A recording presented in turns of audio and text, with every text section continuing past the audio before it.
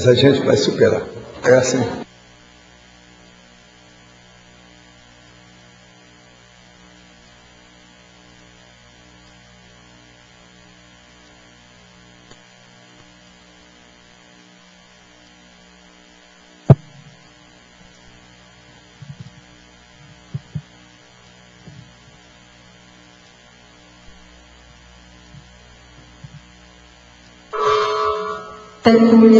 Meu boa tarde aí para todos e todas.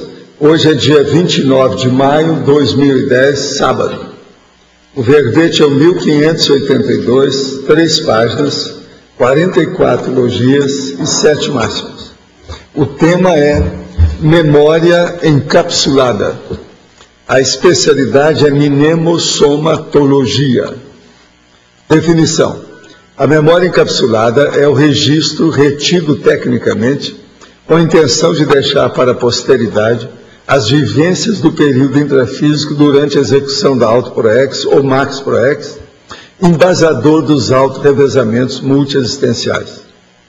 O encapsulamento mnemônico, a grafopenselidade registrada, o auto-revezamento multiexistencial, a cápsula do tempo pessoal, a história vivida. Na argumentologia, nós temos a taxonologia com 10 exemplos de registro das categorias da memória encapsulada. Na remissologia, nós temos 15 indicações e nós destacamos 5. Autoevocação, hipomnésia, holomnemônica, potencializador da memória e retrospectiva autodesassediadora. Frase enfática. O registro paratécnico da memória encapsulada congrega a serialidade da consciência lúcida com o ciclo multiexistencial pessoal da atividade e o mecanismo ou maximecanismo interassistencial. Você vem preparando a própria memória encapsulada? Desde quando? Por meio de quais elementos? Agora aqui pergunta. Quais são as dificuldades intraconscienciais mais comuns que impedem o domínio das energias? O que você considera o pulo do gato intraconsciencial no domínio das energias? É o EV. Esse aqui é o pulo do gato. O domínio das energias envolve esforço cerebral ou é diretamente pela consciência? Não, é a vontade que manda. Antes de tudo, a maior força que uma pessoa tem é a vontade. Pela vontade, você determina a sua própria vida. Agora, como diferenciar?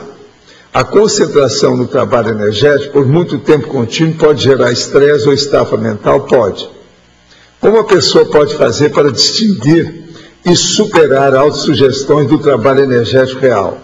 A primeira coisa é a chamada passividade ativa, e ela ter a sensibilização de sensoriar ou fazer a prospecção do ambiente ou do holopensene que ela trabalha. Se uma pessoa tem boa assistência, ela não estafa, ela não fica esgotada, isso tudo é superado. Agora, é lógico, qualquer trabalho humano pode levar a pessoa para um esgotamento com a estafa mental.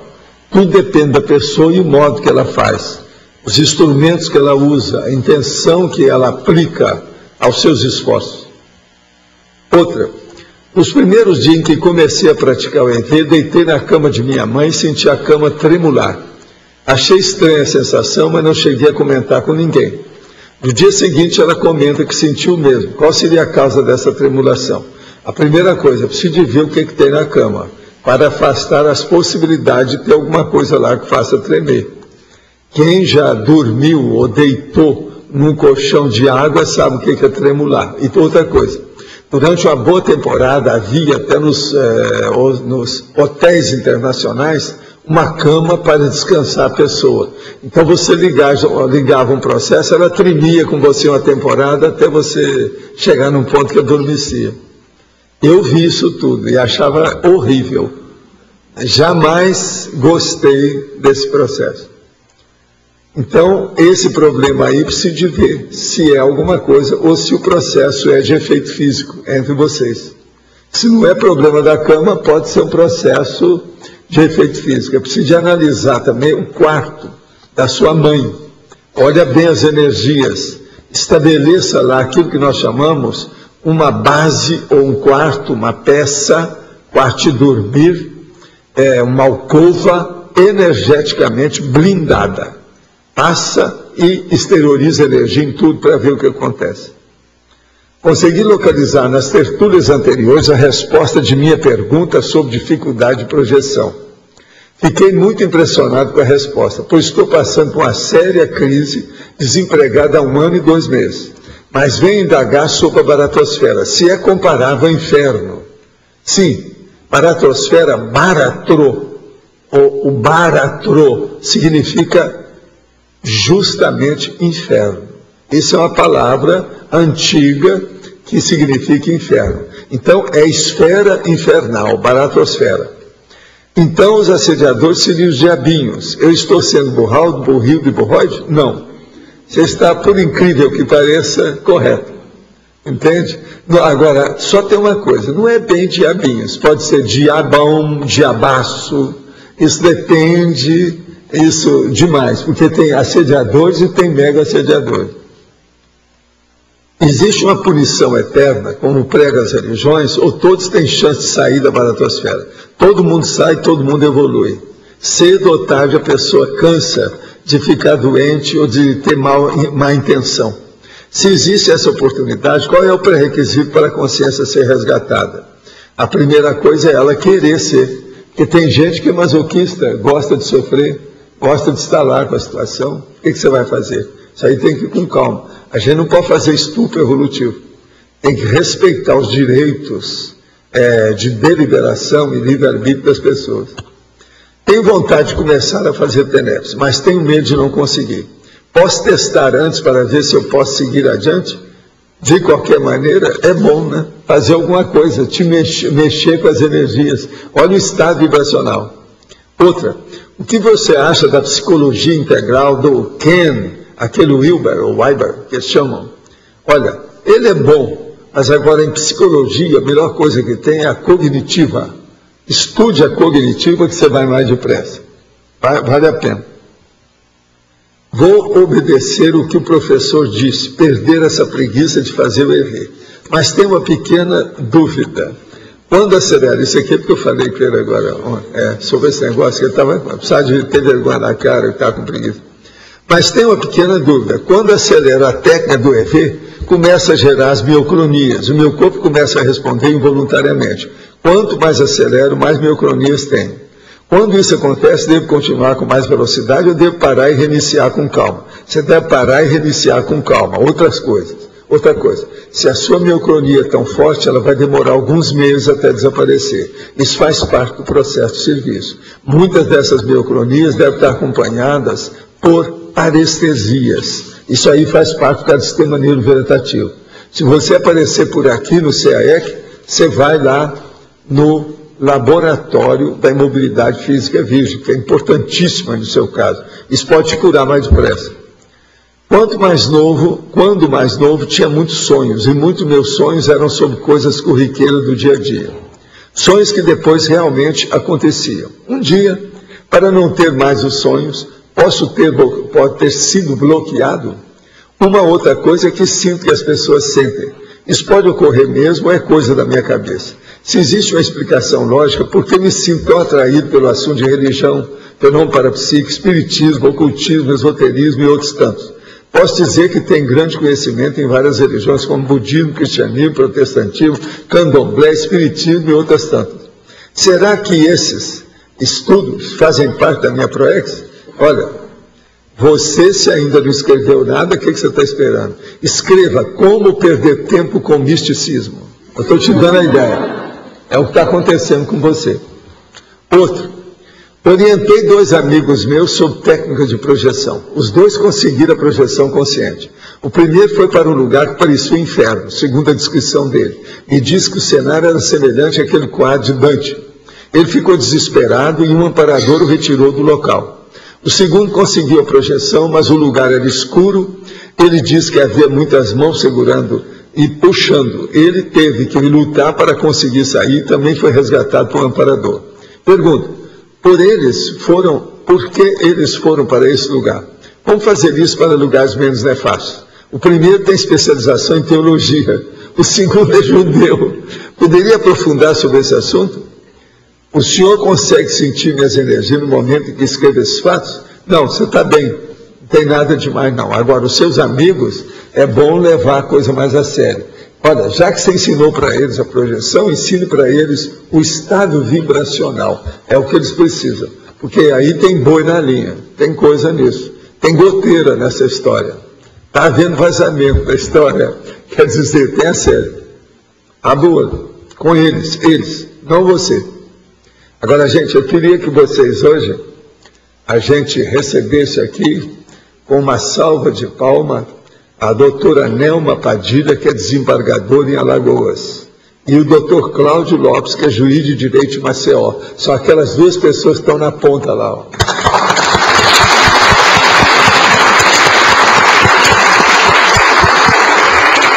Agora, já que nós estamos já com desembargador e juiz aqui, eu queria ver para vocês aquele livro que eu estou seguindo aqui com vocês, do Enrico Ferri, que é um dos maiores juristas de todos os tempos e considerado o maior jurista da Itália.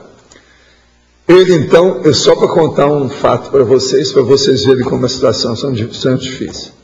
Na ocasião dele, quer dizer, no fim do século XVIII para o século XIX, havia lá o processo na Itália, o rei recebia 35 mil pedidos de graça, dos detentos, daquilo que eles chamavam de forçados, 35 mil. Agora, cada ano, ele só conseguia deferir cerca de 3 mil, porque isso entrava perdões completos, comutações das penas, aquele negócio todo. Agora, o que é que se passa? Ele, o Ferri, nessa ocasião, 1880, ele tinha 24 anos. Ele era professor da Universidade de Bolonha, na Itália. E ele recebeu do governo autorização para estudar os forçados no presídio, que era chamado presídio penal. Veja bem, presídio penal, é o nome, está até entre aspas. É uma redundância que é da época mesmo. Agora, o lugar era o Pesaro, que era o local na Itália. Então, o que ele fez? Ele se dirigiu ao gabinete do diretor munido da sua autorização. Mas, ao subir a escada, ele ouviu lá dentro uns gritos de protesto. Ele entrou e viu um velho, descalço, com um par de sapato na mão, que invectivava, quer dizer, brigava com o diretor, dizendo: "Tu és a causa da minha ruína." Perante a minha surpresa, o diretor disse-me: "Queixa-se de mim por ter obtido perdão? Mas como?" Aí eu pensei, sempre tenho lido que os presos só pensam e desejam sair da cadeia. Quando o forçado viu que o diretor se dirigia a mim com certo respeito, julgou-me alguma auto-personagem e, dirigindo-se, disse: "Protesto contra o perdão, porque não quero ir-me embora, porque eu já não tenho família na minha terra, e aqui, graças a Deus, eu sinto-me bem." Vocês estão entendendo como é que são as coisas? Tem preso que não quer sair da cadeia. Eu sei disso porque eu enfrentei uns casos desses lá em Uberaba. A gente visitava muitos presídios, de vez em quando conseguia interceder por um ou outro lá, entrava com processo na justiça. Tinha gente que não queria sair de lá. Ele achava que ele estava mais seguro do que fora. Mas alguns, esse aqui não falou. Era o seguinte, ele tinha medo de sair e ser morto. Lá dentro ele tinha mais segurança. Então isso tudo também tem que ver. Agora, é terrível, por que lhe teriam concedido a graça se ele não pedira? A razão era certa, uma coisa muito certa. Há uma falta, na Itália, tinha cerca, naquela ocasião, de 60 mil presos. Lembra bem, os Estados Unidos hoje tem mais de 1 milhão na cadeia. Lá tinha 60 mil só. Só os Estados Unidos, uma certa parte, lá tem mais de 1 milhão, pelo meus registros. Agora, então, veja, por que é que eles, às vezes, faziam a concessão do perdão e comutava a pena das pessoas? Como medida de economia. E às vezes não era o rei que fazia isso, eram as personalidades mesmo lá, o juiz da área, alguma coisa que tinha. Por quê? Era uma saída para diminuir, porque ficava muito caro manter. O Brasil tem feito uma opção de coisa dessa e de vez em quando o cara sai e começa a matar os outros todos, igual o que aconteceu aí agora recentemente. De modo que, como diz aqui o Ferri, que acontece muito aí com o meu eminente amigo, né, a lendária, o problema é o seguinte: espremendo o cérebro na prensa da sua dialética, isso é o Ferri. Olha só o jeito que está falando. Espremendo o cérebro na prensa da sua dialética, eu não vou no seu bico. Tá certo? Então, veja, é um negócio sério. O que ele fala aqui nessa questão de nem todo preso se sente tão mal assim na cadeia. A gente tem que ver como é que a natureza humana é complexa. Professor, agora aqui, sim. Qual o nome desse juiz italiano? É o Enrico Ferri. Agora, esse aqui é um livrinho da Martin Claret, que é Discurso de Acusação, entre parênteses, ao lado das vítimas. O discurso dele é ao lado das vítimas, porque ele defendia as pessoas. Esse homem é considerado um dos maiores advogados criminais de todos os tempos. E é um dos maiores da Itália. Ele já morreu. Isso aí que eu estou falando, ele tinha 24 anos em 1880, você tem ideia? Agora, o discurso dele é muito interessante. Eu já andei lendo aqui alguma coisa, você ainda não ouviu falar dele, não? Eu estou lendo esse livrinho aqui dele para anotar umas coisas para falar para vocês. Mas ele tem umas coisas esquisitas. Por exemplo, ele fala aqui da cruz do analfabeto. Qual que é a cruz do analfabeto? É aquela que ele escreve, a assinatura dele. A verdadeira cruz do analfabeto é a assinatura, não é a própria vida. Outra coisa, existem aquelas pessoas que têm ódio contra o delinquente. Isso é um erro. Onde é que está a cosmoética? Outra coisa, existe uma vaidade criminosa. Os criminosos têm vaidade daquilo que eles fizeram. Você sabe que uma porção atualmente faz até tatuagem. O cara que é bom em homicídio tem a tatuagem dele em homicídio. Agora, outra coisa, ele fala sobre o adversário ilustre, a máfia administrativa. Já havia naquela ocasião, isso tem mais de 100 anos, hein? Já havia. Outra coisa também, o chamado comboio fúnebre, que é o carro funerário, mas não é isso. Existe o comboio funesto, que é o ônibus, o trem e o avião, quando mata uma opção de gente. É o chamado comboio funesto. Agora, outra coisa, a imprudência na curva. Isso ele ressalta, é um negócio seríssimo, esse negócio da imprudência na curva.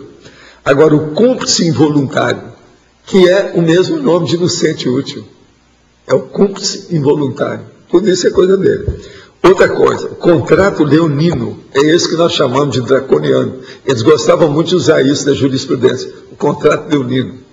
Outra coisa, a impunidade da toga, quer dizer, processo sério. E outro que ele falava é o sorriso estereotipado, que é esse que eu falo, por exemplo, dos religiosos, melífluos, está sempre com um sorriso estereotipado, quer dizer, isso tudo é coisa dele. Agora, ó, os discursos deles são impressionantes, mas agora, é tipo italiano, né? É gongórico, é retórica, oratória, eloquência, coisa que hoje não existe muito mais, mas nessa ocasião deles fazia muito sucesso. Agora, aqui outra pergunta. O senhor chegou a ver na mídia um menino da Indonésia de 2 anos que fuma cerca de 2 cigarros de maço de cigarro por dia? Cheguei a pensar que se tratasse de um anão. Tamanha a destreza dele com o cigarro na mão, acende, fuma, traga, faz bolinhas do ar e até roda o cigarro entre os dedos. Uma criança normal dessa idade, mesmo treinada diariamente, nunca conseguiria fazer aquilo. Penso que é coisa de vidas passadas. O que o senhor acha? Seria retrocognição precoce? Não, isso o nome é... Como é que é o nome? Essa pessoa? Consréu. É uma consciência reurbanizada, diretamente da baratosfera. Está na cara. Com habilidade fora de série. Isso é artista do passado. Está na cara que é artista. Está na cara. Professor. Agora, por favor, poderia aprofundar a frase enfática. Eles estão pedindo aqui. O problema é o seguinte. O registro paratécnico da memória encapsulada.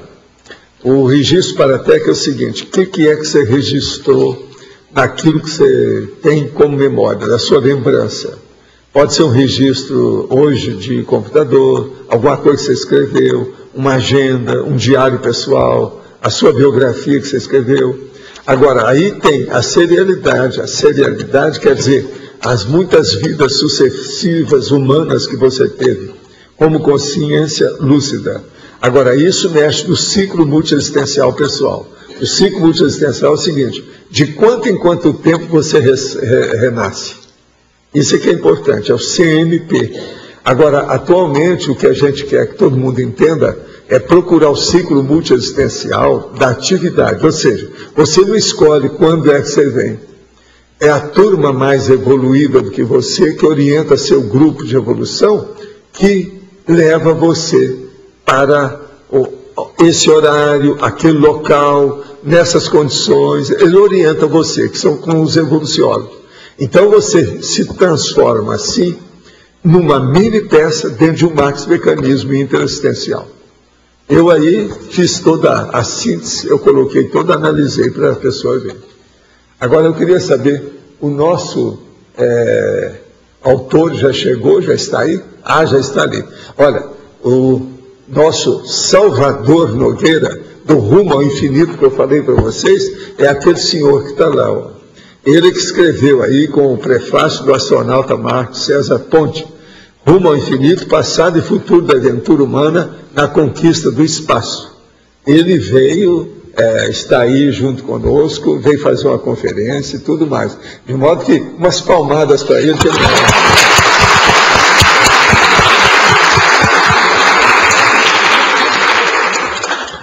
Agora, gente, eu queria falar de um outro aqui, que é o Alexandre, que apareceu aqui, o jornal Tribuna do Norte, agora, do dia 21 de maio, faz uma semana. E tem aqui, na primeira página do caderno Viver, a Tribuna do Norte, eu quero dizer para vocês que é o jornal principal da cidade de Natal, no Rio Grande do Norte. Então tem aqui um trabalho aqui, uma reportagem, dentro do processo, que aparece a espiritualidade de JK. E aparece aí, inclusive, a capa do livro do Alexandre. Aí fala sobre as cartas psicografadas pelo médico Francisco Cândido Xavier. O professor paulista Alexandre Nonato, mestre em jornalismo e conscienciólogo. E diz ao todo o que é que ele andou fazendo, as coisas todas. Inclusive as 66 entrevistas que o Alexandre fez entre 2004 e 2009, e dá um resumo da obra que está aqui. Eu vou pedir para você que isso aí tem que entregar para o Pedro. Tem aí a terceira bibliografia, está falando as coisas todas nossas aí. É interessante ver os detalhes disso. Com calma. Né? Agora, gente, a memória encapsulada. O que é engraçado é a coincidência que hoje eu estou com os meus parentes que vieram ver aniversário da minha irmã. Então vieram 14 pessoas da família lá, como a minha irmã fala, da Siqueirada, quer dizer, que a maioria dos Siqueiras, mas tudo tem descendente dela no meio. Descendente, a moça que casou com o outro casou com ela, aquele negócio. Ao todo são 14. Agora, eu peguei os 2 filhos dela, quer dizer, um eu já falei, o outro ainda vou falar, para eles escreverem alguma coisa, porque eles agora estão aposentados, são médicos lá em Santos, de alto gabarito, e agora já tem mais gente na família que já estão ensinando que vão ser também cirurgiões. Porque na minha família tem um monte de médico. Então, esses aí são novos. Mas agora, eu estava falando com eles justamente para eles escreverem, principalmente o Elvésio, que é o mais velho dela, escrever a biografia, a situação dele. Ele tem uma habilidade terrível, é um líder desde o início da família, do serviço dele. E sempre se saiu bem dentro do processo de medicina. Ele pode falar muita coisa a esse respeito. E ele me conhece, né? Eu conheço ele desde que ele nasceu. Então a situação está em casa. Ele é um pouco mais novo do que eu. Ele está tudo de cabelo branquinho e tal, mas é mais novo do que eu. E eu estava falando justamente sobre a memória encapsulada, para ele colocar isso em livro. Agora, falei com a família toda junto, para servir de testemunha. A Jane, que é a esposa dele, falou, deixa comigo. Eu falei assim, então você está nomeada secretária e enfermeira para ele escrever esse livro. Nós vamos ver o que vai dar. Ele é uma cabeça. vale a pena. Agora, nunca fez nada, porque a vida era muito difícil. Trabalhando demais como médico, fazendo cirurgia mais na área, por exemplo, de obstetrícia e etc. E outra coisa, os dois são médicos, trabalham juntos. Dizem que eles trabalhando, o povo vai lá para assistir a turma de acadêmico. O treino, sabe, a habilidade deles, o negócio deles, são fora de série os dois, esse negócio. Então, tem muita coisa que eles podem escrever. Principalmente o Elvésio, por exemplo, eles têm uma facilidade para estudar qualquer coisa que eles entram. Agora, nunca escreveram nada. Conhece minha vida, vira as coisas como é que é. Eu mesmo levei os dois lá para Uberaba, eles fizeram o curso na minha faculdade, sabe como é que é lá, eu estudei, que eu trabalhava, vocês têm ideia. Então, o meu pedido pesa na balança, está entendendo? Agora, eu aproveitei hoje, dei para eles umas tâmaras da Arábia Saudita para compensar, né? Para dar energia, adocei de um lado e meti a marreta do outro, etc. Então, pagamento antecipado e preparação, né? Paguei a matrícula, o pedágio, a introdução. Mas o que você queria falar? Volta essa questão do Enrico Fermi aí, dessa retórica. Eu tenho visto muito júri, até ao vivo, e existe uma retórica muito grande no júri, entre a defesa e o promotor. Isso aqui que a gente vê no Brasil ao vivo, eu vi muito. Mas isso hoje já não tem tanta força mais. Eles estão ficando mais direto, mais prático, objetivo, mais racionais. Pelo seguinte, o próprio povo, os jurados, andaram melhorando. O nível dos jurados hoje tem mais inteligência. E outra coisa, a escolha de jurados está mais assim, vamos dizer, definida, rigorosa. Isso tudo pesa na balança. E outra coisa, atualmente o processo de retórica, eloquência e oratória é igualzinho o problema do gongorismo, já não é mais do jeito que era. Ninguém hoje está fazendo récita. Antigamente, nessa época dele, a época da Belle Époque, logo depois, tinha aquele negócio, qualquer coisa, declamava um poema, um soneto, uma coisa.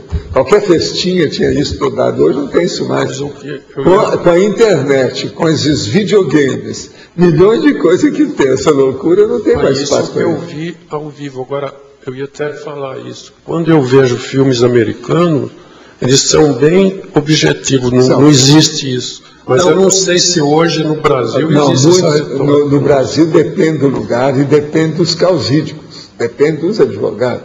Mas já tem gente muito de alto nível no Brasil, sem muita retórica. Eles vão direto ao finalmente. A retórica hoje é mais prática, objetiva. Vamos dizer, ela é mais cirúrgica. Ela vai direto ao finalmente. Isso aí é muito sério. Agora, eu não sei se essa retórica tem a ver com que a base é direito romano, se tem a ver com isso. Né? Não, em parte é, mas aqui o processo é que esse homem é da Itália. Itália você conhece bem, que é o seu caso. Você sabe como é que é? Isso também tem o caso que, pelo que eu vi, pelo menos em São Paulo, existe uma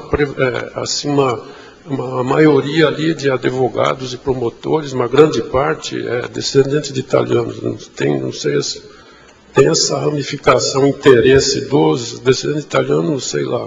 Talvez coisa do passado, tem muita coisa no meio. Tem. Mas hoje eles estão combatendo até o processo do juridiquês, né? Eles já estão querendo que a coisa fique mais popular para o povo entender mais. Porque isso é melhor. O processo todo é de interatividade. Não adianta nada você ter uma comunicação se a interatividade falha. Se de ter o processo da comunicação para valer. A comunicabilidade viável, funcional, que tenha resultado. Isso aí, então, é importante. Agora, essa comunicação retórica, ela é mais artística. E a objetiva, vamos dizer, mais científica. Deve ser isso. Né? Agora, hoje seria bom a gente pedir para a Paula, ela ainda está por aí, né?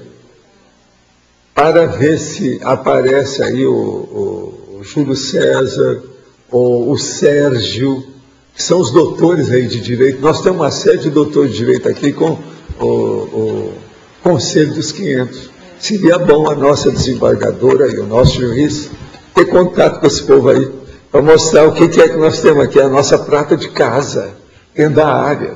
Sabe como é que é? Aqui nós temos alguns advogados bons. E eu não sei onde é que está o povo aí, mas esses dois aí, seria bom conversar.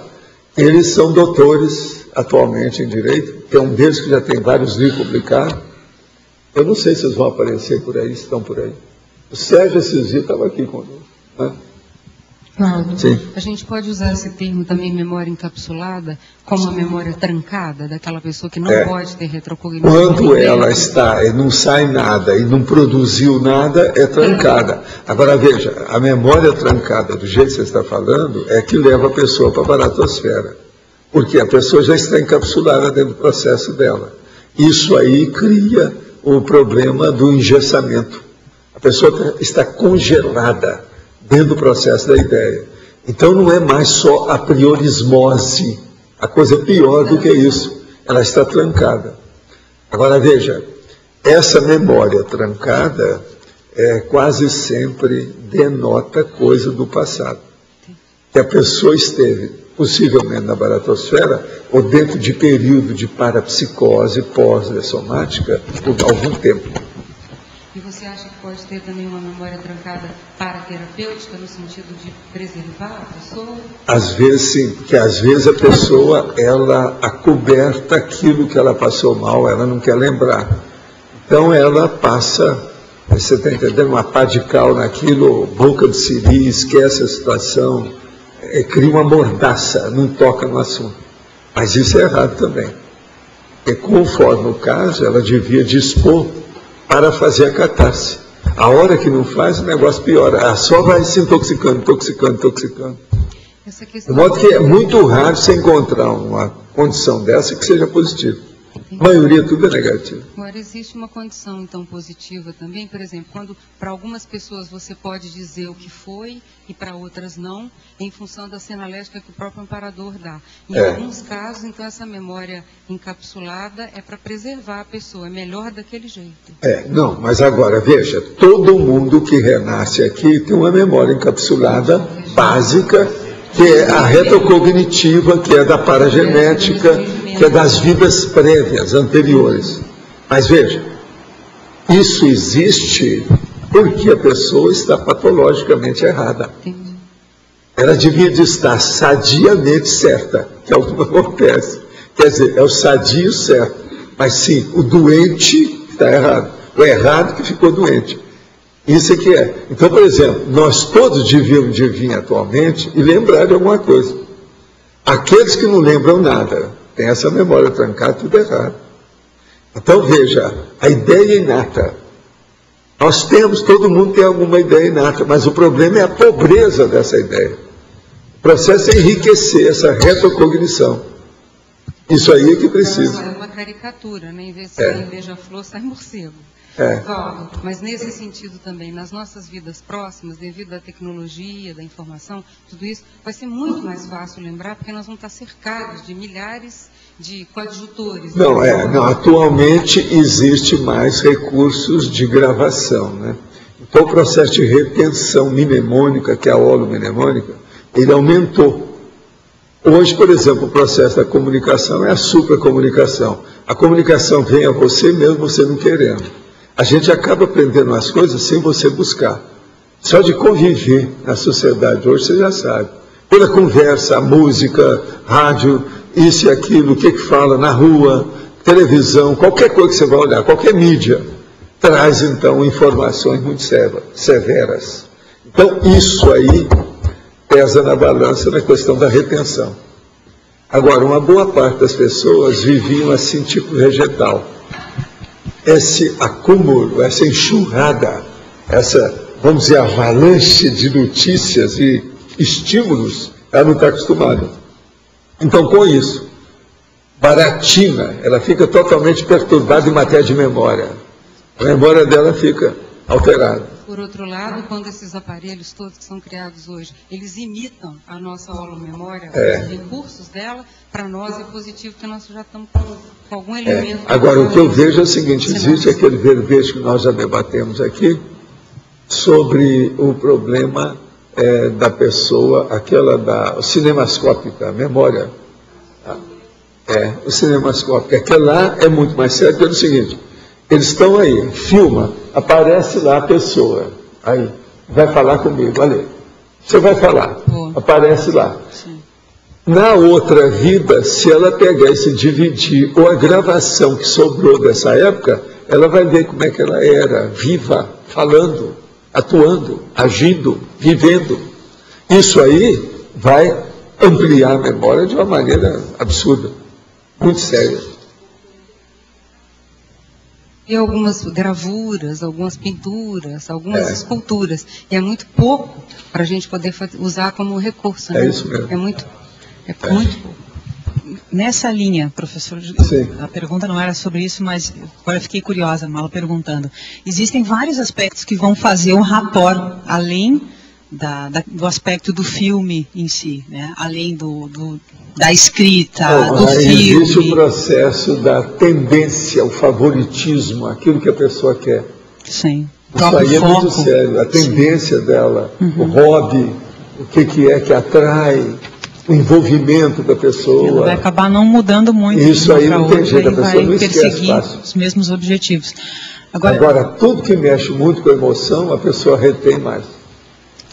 Toda retenção é assim. Por um lado Por isso que tem gente que às vezes sofreu muito com alguma coisa, ela tem mais ódio na memória do que amor. Isso é um erro. É por isso que ela se intoxica. Aí fica presa dos assediadores. Ódio, que o senhor quer dizer, é aquela lembrança que está trancada, que a pessoa não quer trabalhar. Lembrança e tá é uma coisa que de vez em quando a gente tem que dar um balanço. Porque está cheio de bagulhos mnemônicos. É o bagulho mnemônico. Eu já escrevi sobre isso. Se dá um jeito nisso. Agora, 2 outros pontos, professor. Aquilo que o senhor leu no início sobre a criança que fuma 40 cigarros por dia, é uma notícia que está circulando na internet faz alguns dias já.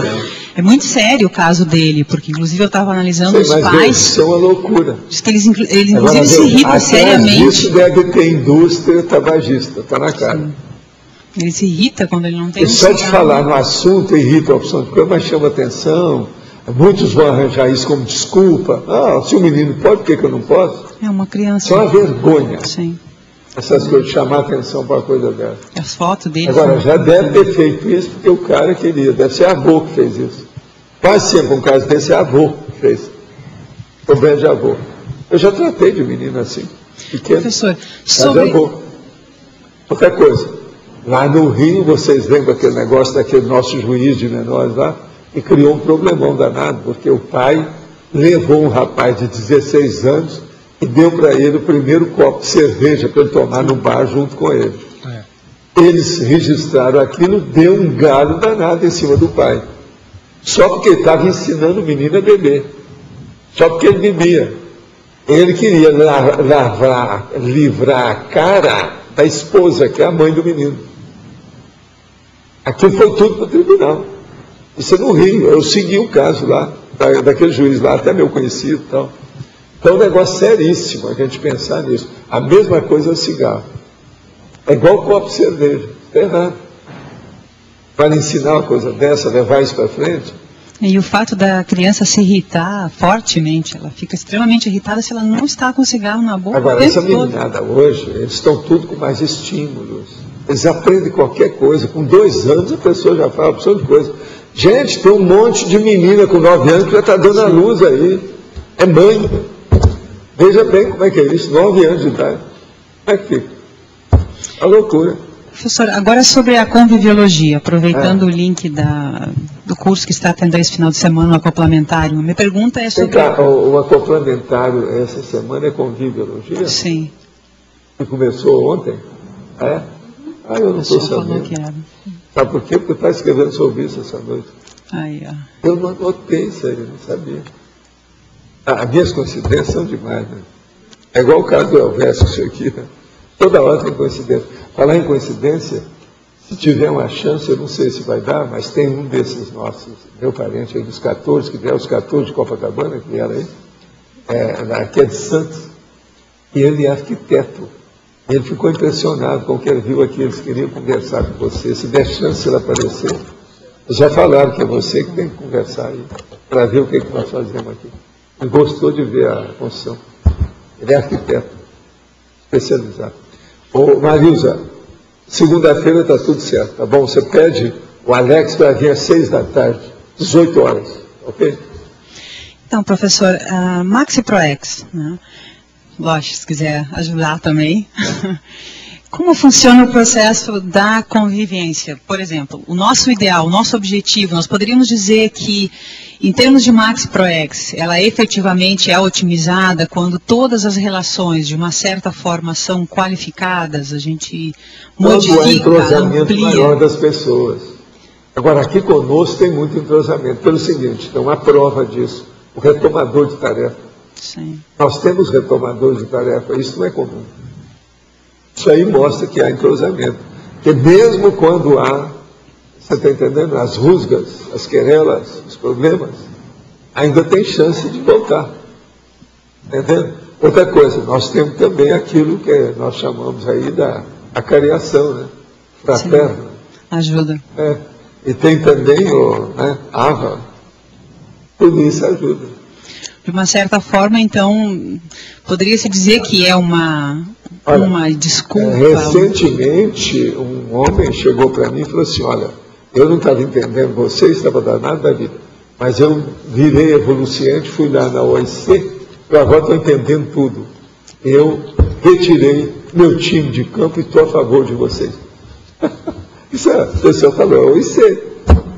Alguns dias que ele esteve aí, fizeram lá sessões com ele, o homem melhorou. Então você veja, aí eu virei para ele e falei assim, pois é, aqui é a comunidade conscienciológica, cosmoética, internacional. CCCCI. Pensa nisso. É a Tognópolis. Sim, porque... Se nós não tivermos conhecimento, ninguém consegue conviver junto, porque aqui é o bairro da cognição. O treino que é feito aqui, de uma certa forma, você leva para fora e vai qualificando as outras relações, como se fosse um efeito direto, né? Vai estendendo.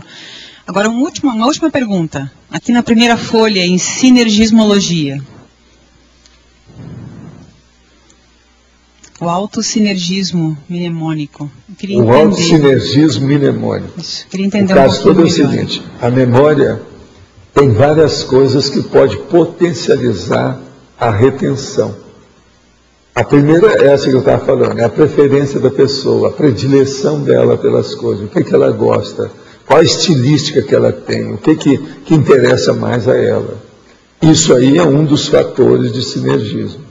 O segundo é o processo da convivialidade. A convivência, ela amplia, aprofunda, intensifica, potencializa o processo da memória. Outra coisa é o registro em si. Entende? Então, por exemplo, certas pessoas, elas servem de registro para a gente. Você vê a cara da pessoa, você lembra daquilo. Outra coisa, certos objetos, por exemplo, uma pessoa, ela tem uma experiência faz 4 décadas. Aí ela passa uma pessoa com perfume. Aquele perfume lembra algum fato dela há 4 décadas. Ela nunca mais sentiu o perfume, ela sentiu, aquilo faz a revivescência imediatamente do processo. Isso tudo é o autossinergismo que a pessoa própria cria dentro da situação. Você entendeu, né? Agora, as preferências da pessoa podem criar um sinergismo enorme. Pensa bem meu caso. Tem livro aí que eu doei aí para o processo da holoteca, que é da minha, vamos dizer, memória, quando eu tinha 10 anos, 13 anos, entendeu? Agora, se eu pegar aquele livro, você já pensou como é que eu vou lembrar tudo? Quem é que me deu, por que aconteceu, o que houve? Eu já fiz isso.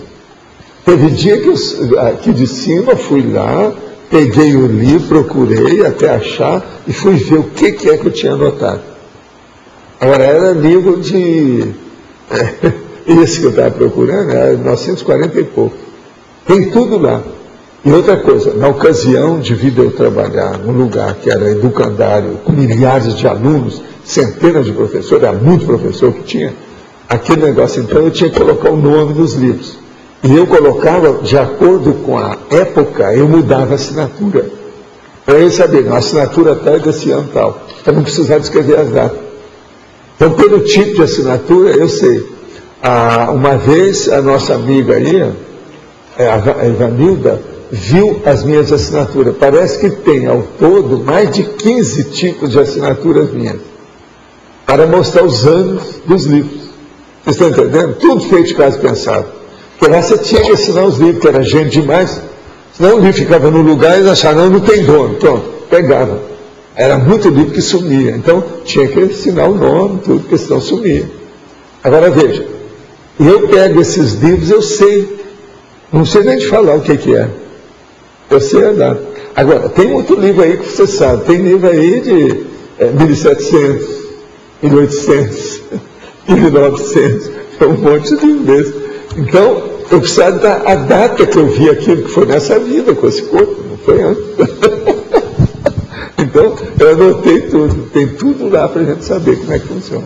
Tem? Paulo, aqui,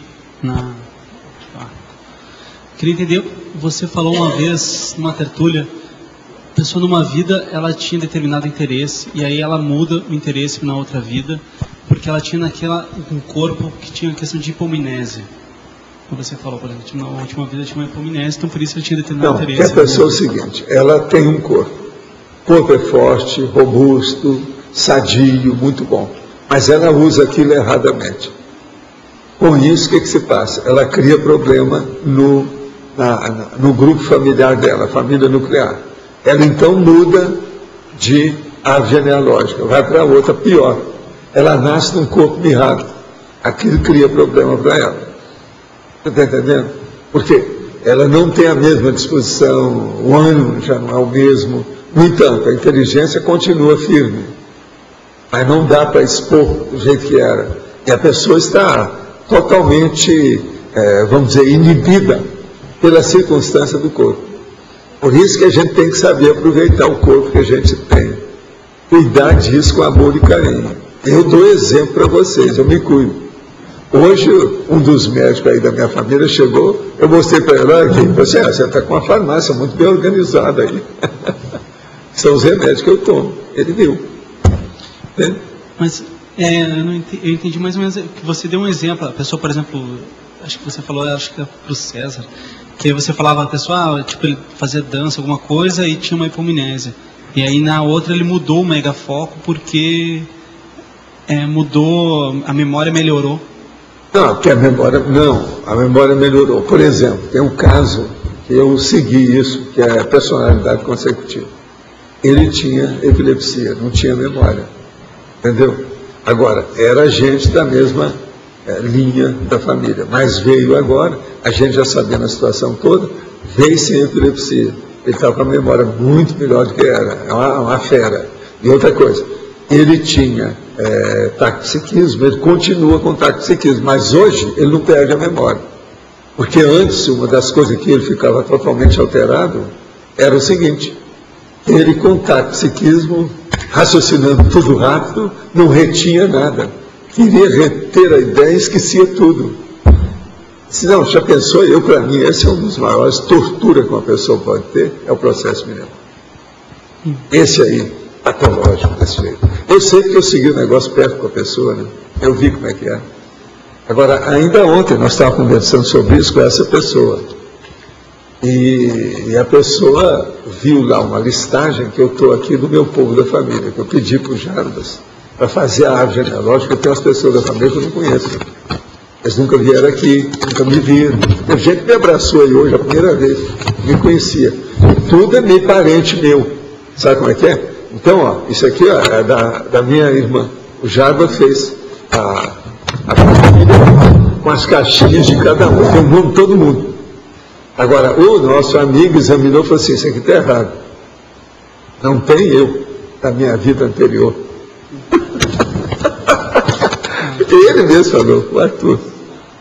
Começou a rir do negócio, não, está errado, não tem.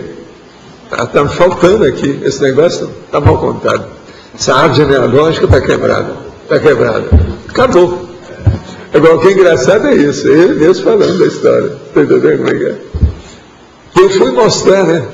Eu estava esperando lá para ver se a turma chega, porque eu fui fazer. Quem é você? Deixa eu ver se está aqui.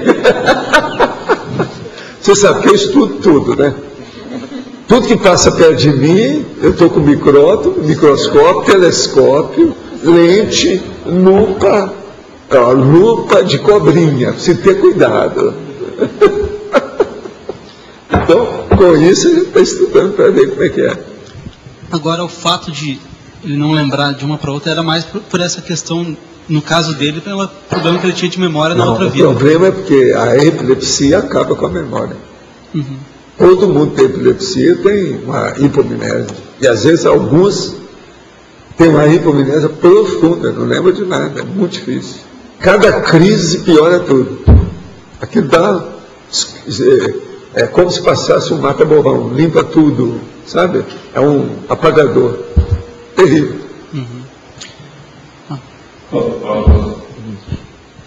Professor, eu queria entender primeiro aqui no estrangeirismologia, na primeira página, você coloca memória RAM pessoal. Por que você coloca memória RAM pessoal? A memória RAM. Qual que é a memória RAM que você conhece aí do seu computador? Porque do computador a memória é de acesso aleatório, né, e ela é finita. Na hora que eu desligo o computador, apaga tudo. Mas a sua pessoal, você acha que ela é o quê? Não seria RAM, né? Por quê? Ela é finita. Mas aqui você não está trazendo dentro... Não, raciocina. Não sou só eu que já falei isso, não. Muita gente já escreveu sobre memória RAM pessoal. Mas porque a memória... Aqui você não está trazendo na condição do multi-revezamento, de você deixar uma obra que vai ser para a próxima mas vida. a gente tem que chamar a atenção, é que a pessoa ela tem uma memória já limitada. Se ela não fixar o pouco que ela tem, ela vira vegetal, ela vira bicho. É uma coisa. Uma pessoa sem memória, acabou a personalidade.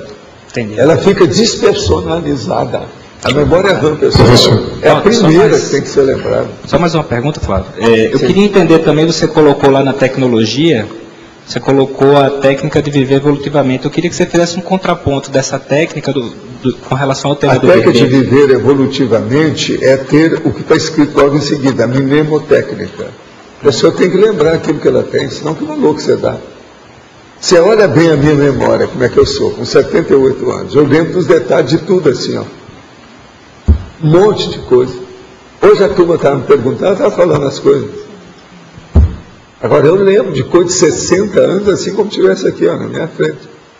Você sabe que na minha idade, essa memória remota é melhor do que o que houve ontem. Mas eu também conservo minhas coisas de ontem. Tanto que eu falo aqui e faço, não, eu falei isso ontem, anteontem. De vez em quando eu falo.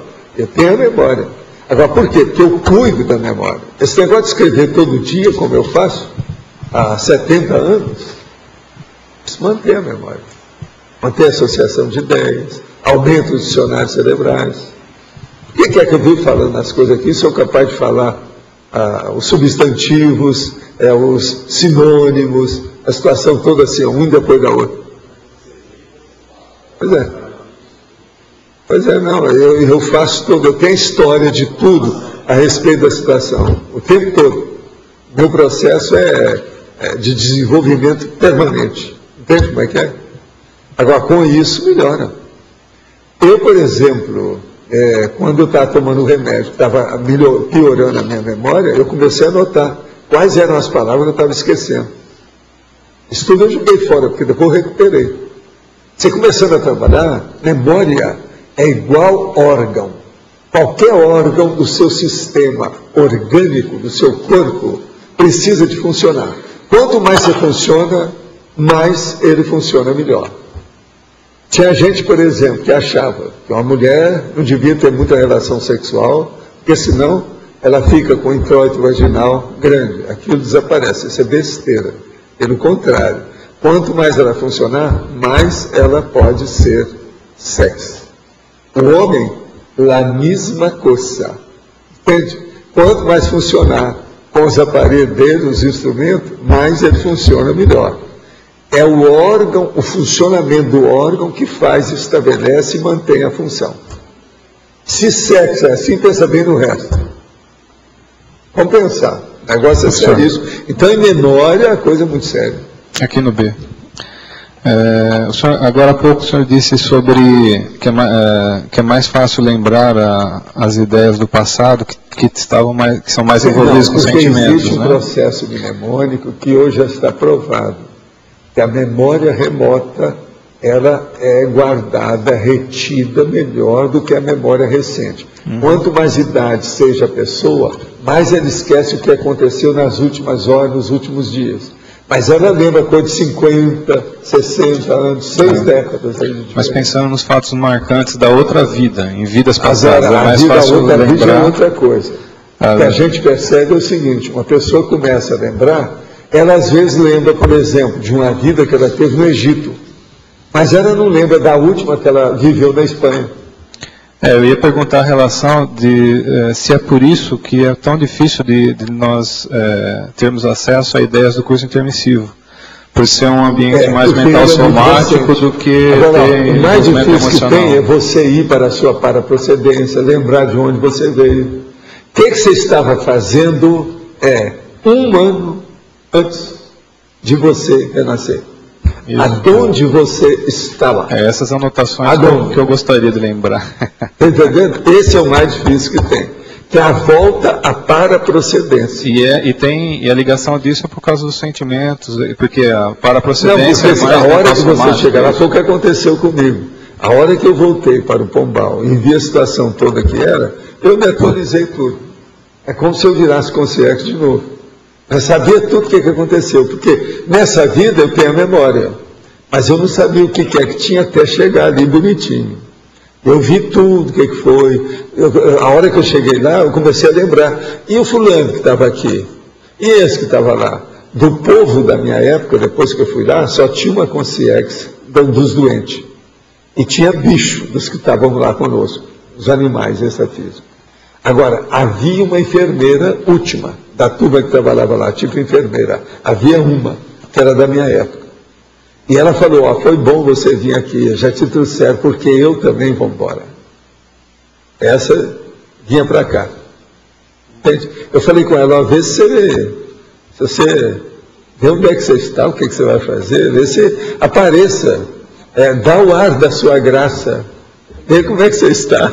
Agora, qual seria o caminho para nós começarmos a ter mais... Essa vai chegar sabendo tudo. Ela tem tudo sobre curso intermissivo avançado. Qual seria o caminho para a gente exercitar mais esse lado, para tentar recordar mais o intermissivo, do que os estigmas do passado, a melhor coisa que tem é a pessoa começar a trabalhar com o assunto, registrando o que ela tem para ajudar a memória. Por isso que eu falo, pegar um laptop, colocar, fazer arquivos das suas experiências ali. Quais as inspirações que você tem, aquilo que você escreve, como é que é o registro. Isso vai ajudar sempre.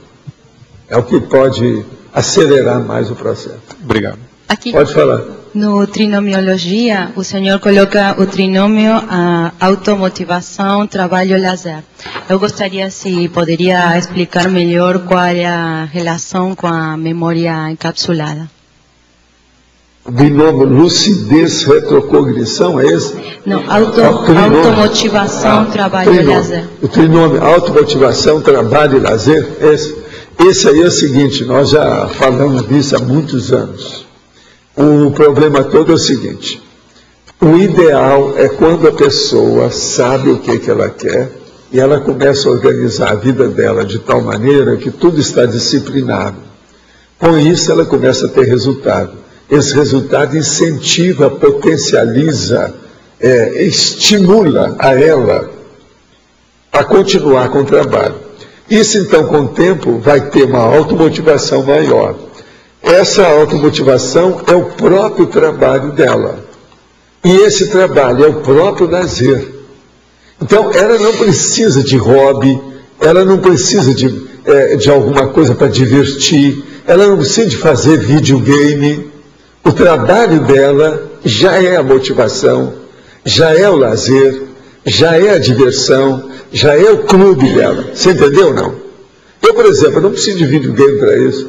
As minhas leituras, eu me divirto muito mais com leitura. Primeiro, leitura. Segundo, filme. Leitura superior a filme. Esse filme, a maioria, é lixo total, muita besteira. Mas agora, o livro, você pode escolher o livro para você ler, você não é obrigado a ler todo o livro. Eu te dou um livro de 500 páginas, você não é obrigado a ler, você lê se quiser. Outra hora, você lê só 5 páginas, que é aquilo que interessou. Então, é muito importante esse processo da automotivação, trabalho e lazer. No fim, essas 3 coisas é a mesma coisa. Você entendeu? Entendi, mas... A motivação sua, o seu trabalho, o seu lazer é uma coisa só. Tudo é uma coisa só. E isso, então, impacta na melhoria, no aprimoramento da memória? Da memória, de tudo que a pessoa tem, porque aquilo fica tudo uno. Tudo se encaixa. Está entendendo? Fica uma coisa só. Há uma, vamos dizer assim, uma interação ou interatividade de todas as manifestações suas. Eu chamo isso também de linearidade ou linearidade da autopersonalização. Você está sempre numa linha certa, correta. Tudo conflui para aquele escopo, aquela meta, aquele objetivo. Entende? Entendi, obrigada. Há pouco sobre onde é que a gente estava, né? Antes da gente ressomar. Antes da gente, né, voltar aqui para cá. E o local, quando você começa a pensar sobre isso, antes você não tinha parado para pensar onde que você estava antes de você ressomar. E o local, isso pode dar algum, vamos dizer assim, algum indício para a gente? Mas o que dá mais indício não é só o local, não. É ver as datas possíveis, que a coisa mais difícil que tem é você fixar datas. Porque as coisas não são guardadas por data. Você não tem um negócio igual que faz o take, por exemplo, o negócio de uma tomada de filme, que a pessoa chega lá e marca. Isso assim. A vida não é assim. Senão hoje, eu já faço isso, né? Todo dia eu falo. Você veja, eu faço o take de filme, que isso é que eles me pediram. 29 de maio de 2010, sábado. Verbete 1582. 3 páginas, 44 dias, 7 máximos. Certo. Fixou. Isso é aquele. Bateu. Você está entendendo como é que é? Agora, isso é para marcar o processo, que tudo está sendo filmado, está sendo guardado. Uma pessoa já chega aqui e já sabe, não, esse aqui não é. Ele está falando dia 29, não foi isso. O negócio é em março. Tem que procurar de março. Então eles começam a procurar. Então, há uma sequência. Há uma sequência. Tudo é um processo de sequência. Tudo é sequencial. É o problema da cronímica, a cronologia. A gente tem que levar em consideração isso. Eu comecei a pensar sobre esse assunto quando eu voluntariava na Holoteca e eu começava a pegar justamente os livros do senhor. Para mim, assim, foi marcante. Não, você pega, por exemplo, Projeções da Consciência. Ele também tem um take lá, a tomada. Tem toda a data, os processos todos, porque é tipo diário, é uma agenda. Entende? Por causa do processo da anotação. Isso é para dar exemplo para os outros, para fazer o diário da projeção. Projeções da Consciência foi feito para mostrar esse diário. Experiências pessoais. Como é que é? É lógico, ali não tem todos os fatos, mas tem uma porção durante 6 meses. Eu coloquei alguma coisa que tinha. E outra coisa também que para mim é uma coisa assim que eu estou me auto-investigando, né? Com relação ao processo da memória. Eu tenho determinados assuntos que às vezes eu tenho dificuldade de lembrar. Outros, e principalmente com as tertúlias, que eu tenho, né? Eu já falei que tem aquela cuba de anotação. Se eu começo a ler aquilo lá, aquilo vem à tona, aflora. Aí eu estou assim, fazendo... Mas como? Lá da tertúlia, eu me trago, tenho a facilidade de trazer essas... Pois é, por isso que o fator desencadeante é muito forte. É o detonador, é o gatilho. Ele faz você reter. Mas por isso que registrar, isso que eu falo, para pôr no laptop. A coisa mais importante é o laptop. Mas a tertúlia é mais fácil e outros assuntos, às vezes, eu tenho mais dificuldade. É isso que eu estou entendendo. Mas a tertúlia, porque isso aqui é uma assembleia de debatedores. Isso aí é importante, tudo fixa, né? O negócio é mais sério. Fixador é mais sério. Agora aqui, em neossinapsologia, página 27, poderia comentar a relação da rotina útil com a retilinearidade pensênica e memória? O problema é o seguinte, a rotina útil, ela deixa de ser secundária, porque ela se torna útil. Toda rotina faz parte da vida da pessoa. Sem rotina, ninguém cresce. Se você não repetir aquilo que você faz, você não evolui. Então, a rotina útil é uma necessidade. Agora, se você tem uma rotina útil, que você faz isso que eu estava falando para ela, a canalização, a confluência, você vai colocando tudo, a orientação para o mesmo megafoco. Isso amplia demais o que a gente faz. É o meu caso hoje. Depois de dezenas de anos anotando os processos da conscienciologia, eu cheguei num arquivo que eu loucura o arquivo que eu tenho, eu mesmo fico pensando. É muito serviço acumulado que tem lá.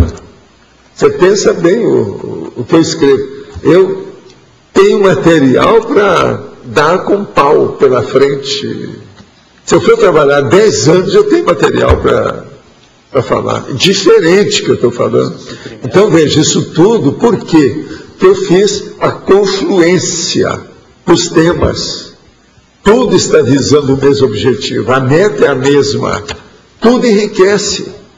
Então, é um problema. Não tem saída para isso. Você veja bem os detalhes que hoje eu uso de vida acumulação. Do jeito que eu acumulei muitas coisas nas coleções, hoje nós temos uma gibiteca que é uma das maiores que existe por aí. Está lá na holoteca. Agora, hoje, por exemplo, eu estou com palavras Sesc Pedais. As que eu tenho também não tem por todo lado. Tem uma porção de neologismo nessas palavras Sesc Pedais. Eu estou acumulando. Eu preciso, isso aí vai me ajudar no futuro. Devido ao problema de quê? Neologismo, os processos de prefixo, sufixo, afixos. Isso tudo vai ajudar com o tempo. Agora veja, aparentemente parece uma tolice eu guardar a palavra grande. Por quê? Palavra comprida. Mas tudo tem sua razão de ser. E eu vou provar por A mais B que aquilo é ditado. Outra aqui. Quanto leva para a pessoa desenvolver a clarividência? E se o senhor tem algum exercício para passar? Quando o Loche irá disponibilizar no site da Apex os vídeos das palestras de 2010? Olha, primeira coisa, clarividência, o melhor que a pessoa faz é ela vir fazer esse curso que está sendo realizado agora, o acoplamentário, mais depressa possível, logo for possível. Agora, Loche, exponha aí a situação que você foi chamado à luta. No nosso serviço de atendimento ao consumidor.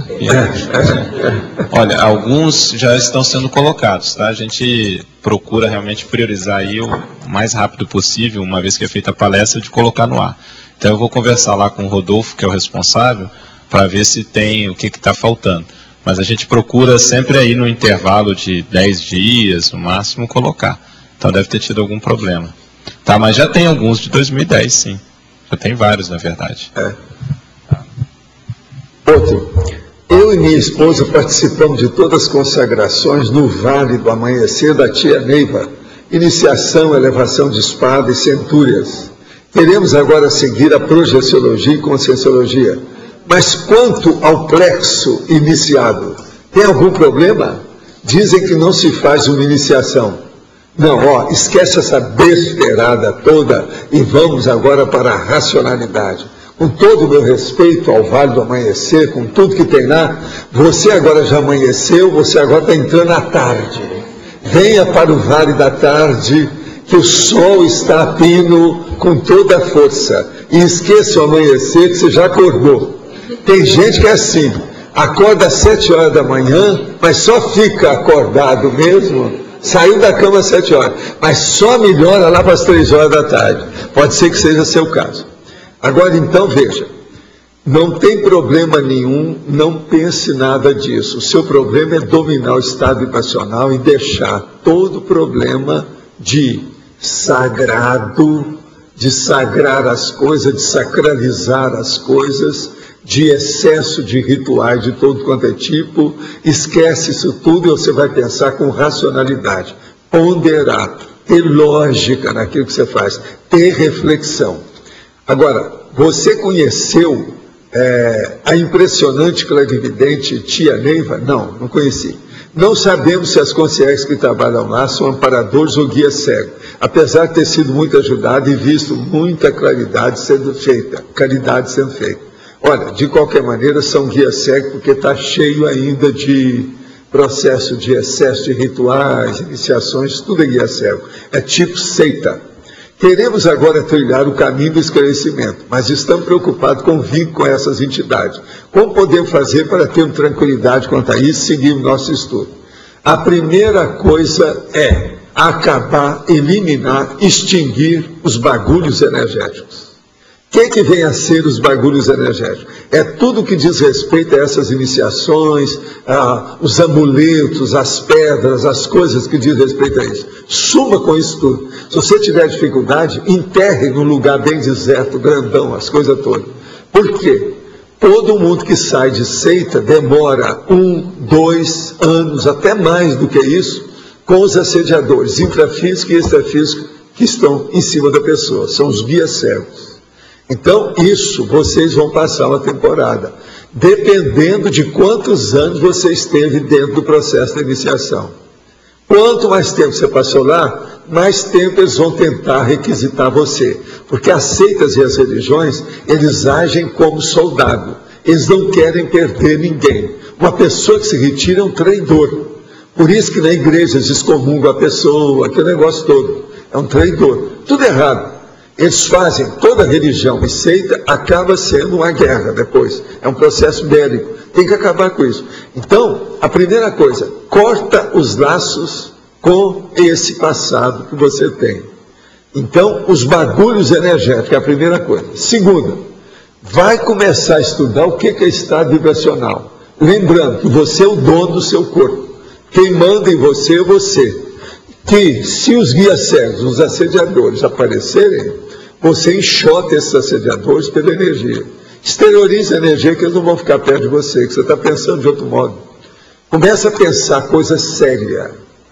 Só de muita racionalidade, ponderando, vendo a coisa lógica.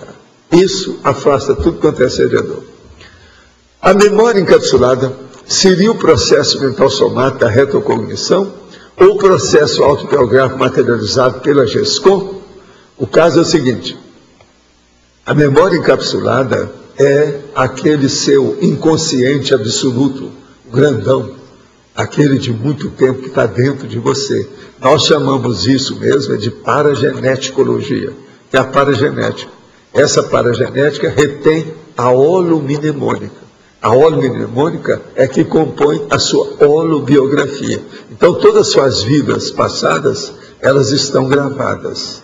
E você começa a lembrar através disso. A memória encapsulada, a rigor mesmo, seria a holomnemônica total da pessoa. Né? De toda a holobiografia dela. Agora aqui. Sobre o livro A Gênese, de Allan Kardec, é bastante científico. É um bom livro, até onde ele expressa a realidade. Não, tem besteiras enormes, como nós já falamos. Inclusive o Camille Flammarion, antes de morrer, já estava numa certa idade, ele falou sobre as bobagens que tem lá na Gênese. A Gênese tem lá um processo que ele recebeu, umas mensagens que eram, entre aspas, psicografadas, mas não eram psicografadas, aquilo era dele mesmo. É aquilo que no Espiritismo, mais tarde, eles criaram o nome de autopersonismo. É a própria pessoa falando dela mesma. Então, o Camille Flammarion, que era o cara que falou lá, ele mesmo é que estava lembrando o que ele fez na vida anterior. Se a pessoa for olhar lá aquele processo da Gênese, que tem as mensagens lá do Camille Flammarion, vai ver que aquilo era tudo da época do Galileu. Por quê? O Camille Flammarion foi o Galileu. Agora, ele, no fim da vida, ele escreveu um livro explicando isso tudo e falando, eu tapiei o Allan Kardec, mas eu tapiei a mim mesmo, que eu não sabia disso. Depois que os meus estudos é que eu cheguei. Allan Kardec morreu logo, ele não teve tempo de saber disso. Esse livro do Camille Flammarion nunca foi publicado em português, porque as federações não deixaram. Por quê? Vem mostrar as bobagens de Allan Kardec.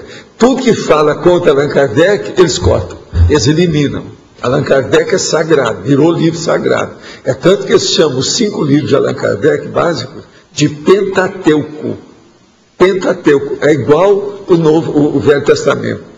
De modo que é muita besteira que tem no livro, muito embora ele fez força para mostrar as coisas da época, até com Camille Flammarion, que era o maior astrônomo da época. mas tem besteira. Agora, esse livro, que o Flammarion fala isso, tem um dos livros lá embaixo que fala isso, tá? Dele. Nós temos na holoteca. Em estrangeirismologia, o termo memória RAM diz respeito ao aspecto da memória temporária, pois é esse o significado na informática. O mais adequado seria a memória ROM, que significa memória permanente. Não, ele não entendeu nada. Você quer explicar para ele aí agora? Ó, aqui. Faz favor. Vocês estão vendo que às vezes uma letrinha só muda tudo, de RAM para ROM. Bom, o que eu entendi do que o senhor explicou aí é que essa questão da memória RAM é exatamente em função dessa memória ela ser volátil, da nossa memória, pelo fato da gente precisar investir na questão do autorrevezamento, na questão dos livros, dos artefatos do saber que vão poder se prorrogar para as vidas futuras. É isso mesmo? É isso aí. Agora, minha gente, eu tenho uma pessoa aqui que tem me ajudado demais. E hoje, como você sabe, nós estamos no mês das flores. De modo que tem essa flor conosco, e eu queria que vocês dessem umas palmadas para ela, que é o aniversário dela. É a Malo.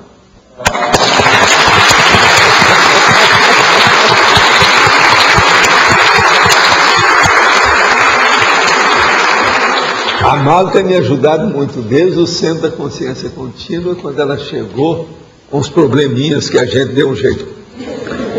Diretamente da França, sabe? Eu estou vendo que ela está aí, até de Anne-Sophie Bertrand. Quer dizer, o negócio é muito sério. Vive Paris, é certo? Vive la France. Professor? Você sabe que eu estou cheio de gente da França aqui hoje, eu estou sentindo os negócios. E nesses meus parentes que estão aí, tem gente que é ex-francês. E outra coisa, tem gente que trabalha comigo aqui perto, que é tudo da França. Eles ficam levantando a lebre. Agora, eu falo nisso, recebo aqueles banhos de energia. Toda hora está assim, parece que eu estou... Eu já tive até vontade de colocar aquele negócio da República, aquele negócio da aquela cabeça, boina, a boina do Nostradamus. A boina da República, da República. Eu me sentei ao lado da Anne-Sophie, aí eu olhei para trás, tinha Aline, Ivone e Janete. Nossa Senhora, tudo junto, tá vendo? Estava aquele monte. Hoje eu estou sentindo isso aqui o tempo todo. Estou dissecando o diagnóstico de um bloqueio que tem no cardio-chakra. Eu já tive 2 projeções retrocognitivas, uma levava um tiro exatamente no coração, e tem algumas hipóteses de pesquisa de estigmas emocionais. O que você poderia dizer para me ajudar nisto? Acho que você me conhece bem. O correto seria apenas trabalhar as energias nesse chakra ou buscar entendimento desse estigma. Já estou na Conscius e OIC. O caso é o seguinte. Você tem alguma coisa nesse processo, sim. Agora, o negócio que você precisa é o seguinte. Às vezes, uma das coisas que você pode ainda melhorar é que as suas emoções, às vezes, fazem você ser muito, assim, teimoso em certos pontos, que às vezes é necessário a gente abrir mão. Pensa só nisso, que isso já vai te ajudar muito. Agora, a OIC possivelmente vai tocar nesse assunto com você, cedo ou tarde. Você, às vezes, emperra dentro de um processo. Até que ponto, por exemplo, que isso seria um processo mesmo de apriorismose, alguma coisa nesse sentido.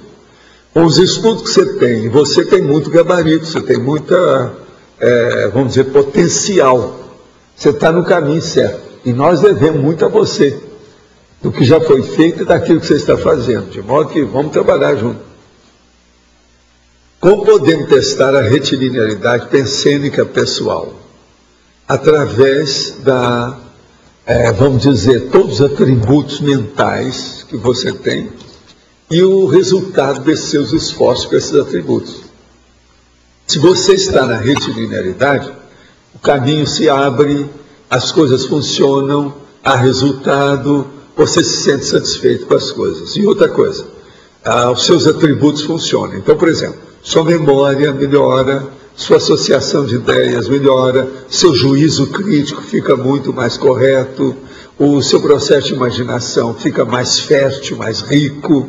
Enfim, você começa a ter uma fertilização de tudo que você se interessa e faz. Suas manifestações enriquecem de uma hora para outra. Pensa sobre esse aspecto que as coisas aí mudam. A retilinearidade pensênica é assim. Ela dá resultados imediatos daquilo que a pessoa faz. Estou esperando iniciar a TENEPS devido a problemas de ordem física. Por enquanto, faço exteriorização uma vez ao dia, dirigida a grupos de pessoas, mentalizo-as em minha frente. Horário das 24 a 1 hora. Se faço da mesma hora, é suficiente antes blindar o quarto para a defesa? Porque se a pessoa não faz TENEPS e começa a mexer por ela pode fazer uma evocação permanente de assediador. Se você não estiver preparado, isso aí é um problema. E se um assediador já está dentro antes da blindagem? Sim, você tem que limpar antes. Tenho tentado aplicar o mesmo local arco voltaico para uma pessoa à distância. Olha, existe aquela pessoa que limpou o jardim porque o coelho que estava lá estava comendo todos os brotos do jardim, o jardim não crescia. Agora, então, o que ele fez? Fez um muro em torno do jardim inteiro, mas deixou o coelho lá dentro. Pode que não adiantou nada. É isso aí que às vezes acontece. Tem muito quarto das pessoas que está lá. O assediador, ele não sai de lá. Ele está lá firme. Como diz o cara no filme, sentou em cima do guarda-roupa que estava no quarto e ficou olhando. E não sai de lá. Para não ressomar na próxima vida com a memória trancada, quais os procedimentos mais enfáticos que devemos proceder nesse momento? O procedimento mais sério é um só. Qual que é? Quer que eu leia de novo?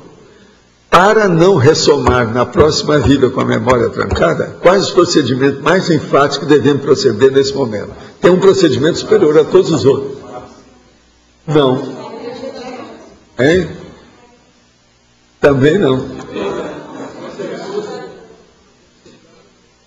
Gente, presta atenção. Cápsula do tempo é fazer o processo para a próxima vida. É a coisa mais lógica, é óbvio. O problema todo é o seguinte: escreva um livro e deixa para a próxima vida. E outra coisa, nesse livro você põe assim: estou escrevendo esse livro para eu lembrar na minha próxima vida que eu pretendo que seja mais ou menos o continente tal. Põe lá, deixa tudo aí e registra. E coloca. Outra coisa, põe isso no lugar de destaque, por exemplo, no fim do livro, uma coisa no início. Isso é uma saída.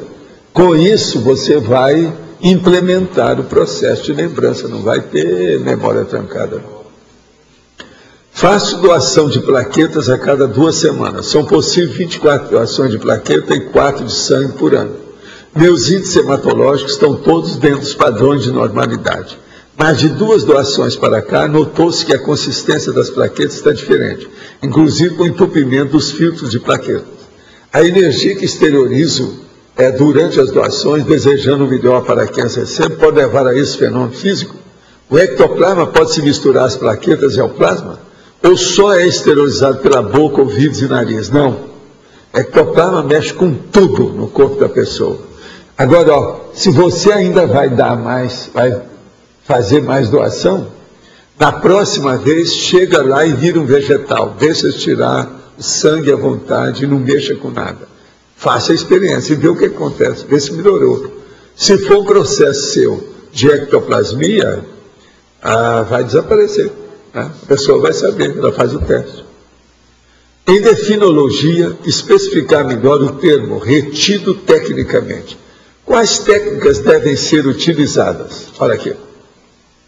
A memória encapsulada é o registro retido tecnicamente, com a intenção de deixar para a posteridade. Retido tecnicamente. Primeiro, é o que eu falei, retilinearidade do pensamento. A pessoa colocar tudo com convergência dos seus esforços.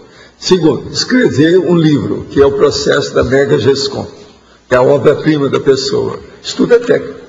Agora, em paradoxo, tem mais coisa, viu? Eu falei só o início aqui para a pessoa saber. Em paradoxologia, página 28, o que seriam rememorações patológicas? É essa que a maioria tem. Por exemplo, os assediadores que têm medo, que a gente fala com eles. Você podia sair do corpo, assim, não, eu tenho muito medo. A maioria é inibida em matéria de projeção, porque tem lembrança só negativa dos assediadores em cima da pessoa. Ela não quer mexer com isso. Ela tira o corpo fora, faz a retirada da laguna, cai fora. No livro dos médios Allan Kardec, intitulado Laboratório dos Mundos Invisíveis, descreve-se um paramundo no plano espiritual. Poderia aclarar sobre o referido capítulo, pois sei que o professor conhece o assunto. Existe alguma relação com o FIEX? Olha, ele quis falar uma opção de coisa, ou melhor, os espíritos comunicantes quiseram falar uma opção de coisa sobre isso. Mas a maioria não dava, porque os médicos estavam começando, aquele negócio todo, um ambiente de muita loucura, mesa girante, o diabo. Então não deu para explicitar. Você veja bem, o Zéfiro funcionava ali todo dia, toda hora, estava lá funcionando, mas não deu para expor tudo. É muito trabalho com isso e pouco resultado. Mas tudo tem sua razão. Há mais ou menos uma semana, é bom essa pessoa aqui saber, viu? Eu quero dizer para você que eu sou o Zéfiro, que era o espírito familiar de Allan Kardec, um deles. Agora veja, se você acha que eu sou ou não, o problema é seu. Estuda, vê quem é que foi o Zéfiro, e vê se eu sou. Se eu tenho gabarito, se eu tenho, vamos dizer, perfil, se eu tenho chance de ser esse Zéfiro. É uma boa para você fazer pesquisa. Há mais ou menos uma semana comecei a ter alguns flashes de memórias de odores e sabores. Vinham a qualquer hora do dia e durante qualquer atividade que eu estivesse fazendo. Comecei a notar e as experiências se intensificaram. Algumas memórias me levam à minha infância e algumas ainda não sei do que se trata. O que pode ser isso? Será que meu amparador está acompanhando? Pode ser. Anota tudo e vamos ver o que dá. Tudo é possível. Agora, esse processo de retenção através de odor, se a pessoa ainda é moça, isso ajuda demais. Você ainda é moça. Isso funciona, ainda tem muita osmia. Porque o problema é que com o passar do tempo, acidente, doença, idade, a pessoa fica numa anosmia. Então isso não funciona tanto. Mas uma pessoa mais moça, isso é fora de série. Valda, a questão do autorrevezamento, qual seria o link maior que se faz em relação ao autorrevezamento, principalmente quem não tem uma retrocognição mais elaborada? Isso o problema é a pessoa ver, em primeiro lugar, o temperamento dela e quais as preferências dela nesse novo corpo que ela tem.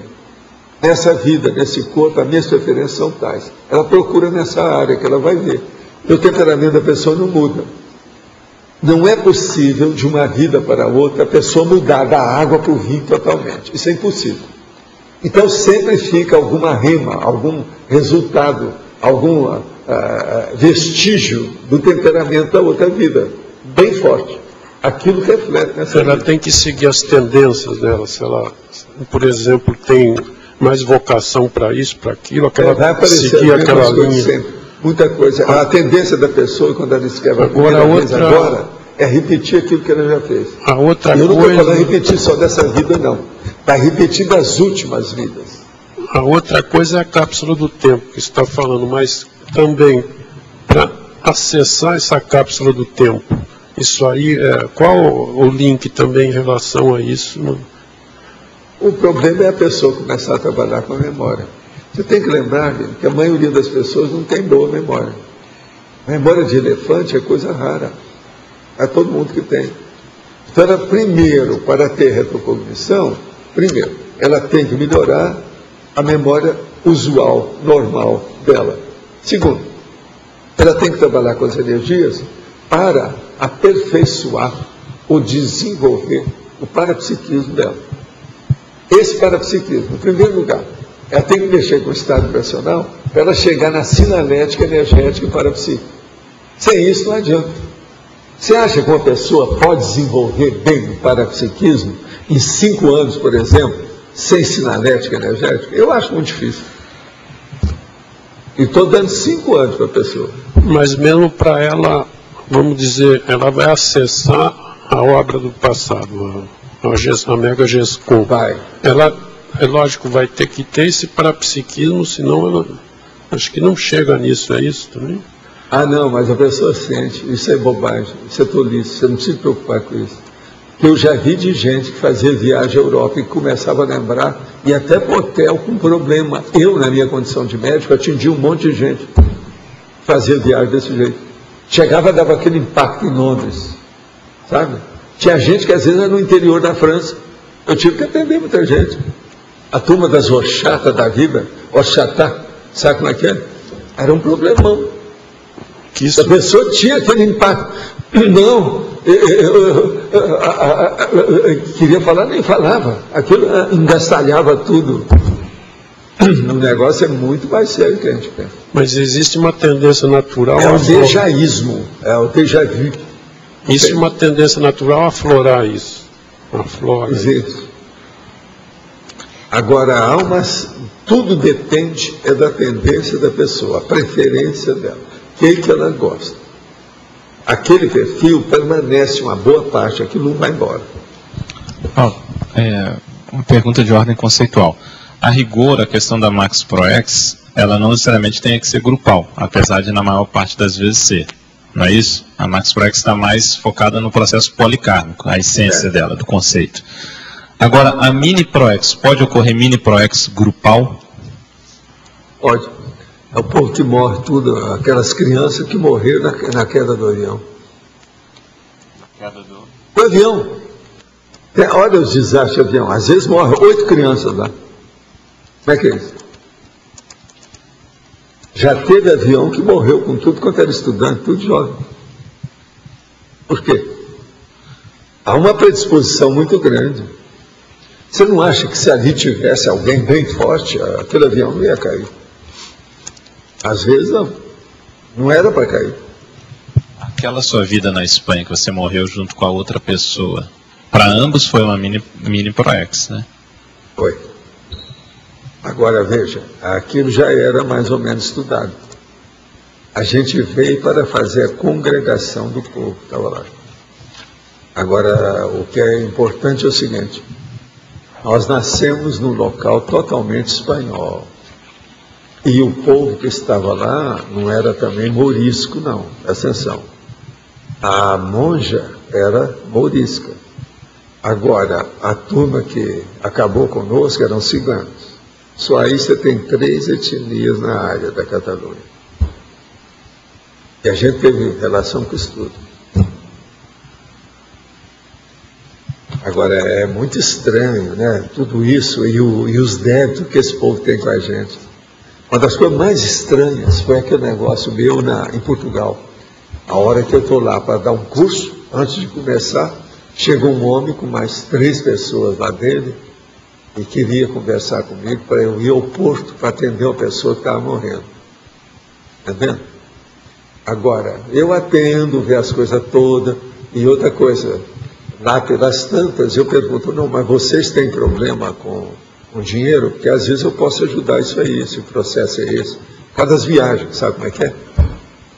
Aí eles começaram a rir de mim, eu não entendi aquilo. Então, quando eles foram embora, se despediram, eu tratei que ia ao Porto, tal, e falei com eles, ele não vai morrer. Ele vai esperar por mim, ele não vai morrer, enquanto eu não for lá. Agora, eu tenho que acabar meus cursos aqui para depois ir. Tudo isso aconteceu, mas o pior não foi isso. A hora que o povo vai embora, eu não estou sabendo de nada, ninguém me apresentou, eles mesmos chegaram falando comigo, um homem todo cheio de colar, cheio de coisa, tudo bem arrumado, tal. Aí eles chegam para mim e falam assim, Paulo, você está falando com um dos homens mais ricos da Europa. Esse homem que veio aqui é o cigano mais rico que mora em Portugal. Ele é conhecido, todo mundo sabe. A senhora que veio é da família dele, essa que você olhou o negócio do coração dele e tal. E esse povo aí, tudo é da equipe dele lá do Porto. Todo mundo riu de você porque você falou que vocês precisavam de dinheiro. Eu sempre falo, né? Se o negócio, eles começarem a empombar com o negócio da viagem, que não sei o que, não. Se o negócio for de dinheiro, eu pago isso aí. Nós damos jeito. Então, você está entendendo? Outra coisa. Eu fui, quando eu cheguei, tinha uma carreata. E outra coisa, eu estava só com o Fusquinha lá do nosso amigo, que é o psicólogo que estava me recebendo, que me levou lá. Foi o Fusca no meio, e aquele monte de Mercedes, Oldsmobile, aquele negócio Bentley, tinha até bem, os negócios tudo ali, levando aquilo uma carreata para a gente ir lá, porque a área era só de cigano no porto. E eu atingi o povo todo. Agora então, depois eu chego assim, como é que é? Baseado em quê? O homem chegou conhecendo tudo a meu respeito. Sabia tudo. Ele tinha minha ficha na mão. Então você veja, passado da Europa, né? Agora veja, Portugal, não é tão longe da Espanha. Presta atenção. Eu virei e falei assim, gente, eu precisava de ficar aqui uma temporada para ver esse povo, que aí é capaz de eu ver uma opção de gente da do Matarô, da coisa toda. É tudo cigano de lá. É a turma. A coisa mais fácil que tem é passar ali. Para ir para onde? Valdo, é interessante é que tanto na França quanto na Espanha, em Portugal deve ser igual, eles moram naqueles trailers miseráveis, naqueles arruamentos assim, esquisitos, e com Mercedes, limusine, às vezes eles fazem o bairro, do jeito que nós estamos fazendo aqui. O bairro que eu fui no Porto. Um show. Minha filha. E outra coisa, onde estavam me esperando, que eu tinha um nosso amigo, um psicólogo, que foi comigo. Eu falei, não, você vai comigo lá, que você vai ver como eu atendo esse povo. Você vai ver como é que é para você aprender. Agora, o que é que se passa?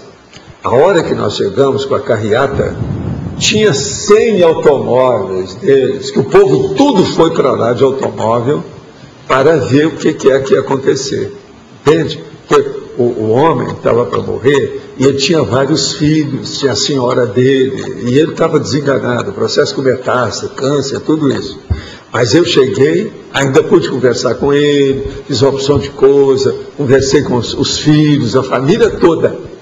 Eu atingi um monte de gente. Agora o pior da história. A hora que eu vou lá, foi das melhores casas que havia para receber a gente que estava doente, na sala, assim de gente. Agora lá fora não cabia gente. Então as portas tinham vidro, que é tudo tipo palacete, e encheu de cara, tudo assim, ó, nos vidros, o tempo todo. O nosso amigo, que era o psicólogo, falou assim, eu nunca vi uma coisa dessa. Isso é na minha terra, eu sou de Portugal, eu nunca vi um troço desse. Está entendendo? Tanto de gente que era. Outra coisa, eu atendi aquela pessoa, depois atendi mais alguns, e teve gente que vinha de fora para eu atender, eu atendi no hotel depois, lá no Porto. E teve gente que viu o meu atendimento, as coisas todas, como é que era. Tinha uns casos sérios, muito sérios, entende? Agora, eles tinham plena confiança, sabia tudo da minha vida. Agora, um deles falou, não, o senhor já atendeu um nosso amigo, tal, assim, que era deles. Eu também não sabia, que eu já tinha atendido, tal, não sei o quê. Então você veja, é o processo do passado. Professor. Agora o nosso amigo virou para mim e falou assim, vem cá, eu não entendo você. Na sua família tem cigano? Tem algum zíngaro? Não, algum zíngaro, ele perguntou, tem algum zíngaro?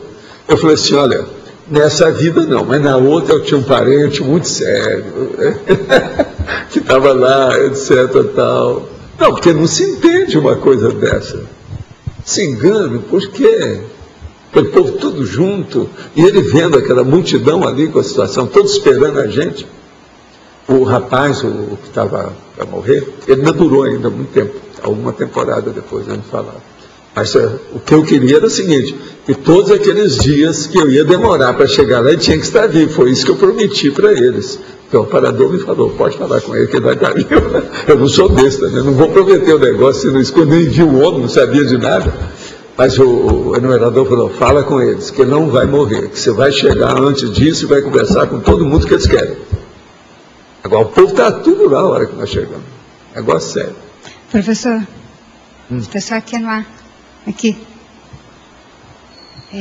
O idoso, ele fica revivendo, né, o passado dele, né? Sim, até é igual ao meu caso. Eu tenho muita facilidade de reviver as coisas do passado, mas eu também revivo. O que você quer? Aquela besteira que você fez ontem? Eu também falo aí para o Gabriel, para o... Ele fica se rememorando até coisas que ele viveu com pessoas que já dessomaram. Já. Isso tem alguma função na dessoma, na pós-dessoma dele? Tem, mas tem até nessa vida mesmo. Pelo seguinte, a gente aquele povo com quem você vive, eles não esquecem. E eles também vêm cobrar de você se você não atendeu a eles do jeito que precisava. Então, a hora que você faz uma rememoração, você está fazendo uma evocação. Se a pessoa morreu, você viu logo. É tanto que às vezes eu conto um caso aí dos meus ganchos didáticos que eu explico, e eu vejo que a pessoa está ali, parece que é ela, mas eu não sei se ele morreu. Aí então eu começo a perguntar, não, vê se fulano morreu. Entende? A maioria é porque morreu mesmo. Por isso que a gente está vendo que é muito raro uma pessoa sair do corpo e aparecer para você ver bem claro assim. A maioria é morte morrida mesmo, é morto morrido. Sabe como é que já morreu mesmo? Não tem jeito. Agora, a evocação, ela exige, ela precisa, ela faz parte desse serviço. Mas a pessoa tem que ter gabarito para escapar disso, porque senão ele fica com assédio. Agora, outra coisa, é muito importante a gente conversar com as pessoas antes que elas dessomem. Explique tudo que você tem para falar, porque senão, depois que elas dessomem, elas vêm cobrar de você. Por que você não me avisou? Por que você não insistiu comigo?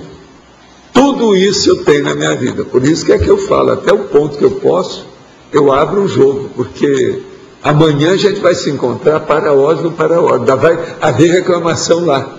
Eu sei, se eu tenho reclamação aqui, pensa bem depois que eu dessomar. Vai ter um monte lá, né? Como é que fica? O negócio não é fácil. Eu atendo um senhor que aí ele fala, né, do passado. Sim. Aí quando eu vou colocar alguma coisa, ele não, deixa isso para lá, não vamos falar mais nada, não deixa para lá. Não, porque às vezes ele quer monopolizar o processo da lembrança dele, que aquilo dá vida para ele. Você tem que lembrar o seguinte, isso é uma vida para a pessoa de idade. Se ele tem problema, se já está com senilidade, senescência, entende? Aquilo vivifica o processo dele, a memória da vida. A memória é a base da consciência. Sem memória não há personalidade, não há consciência, não há caráter, não há consciência.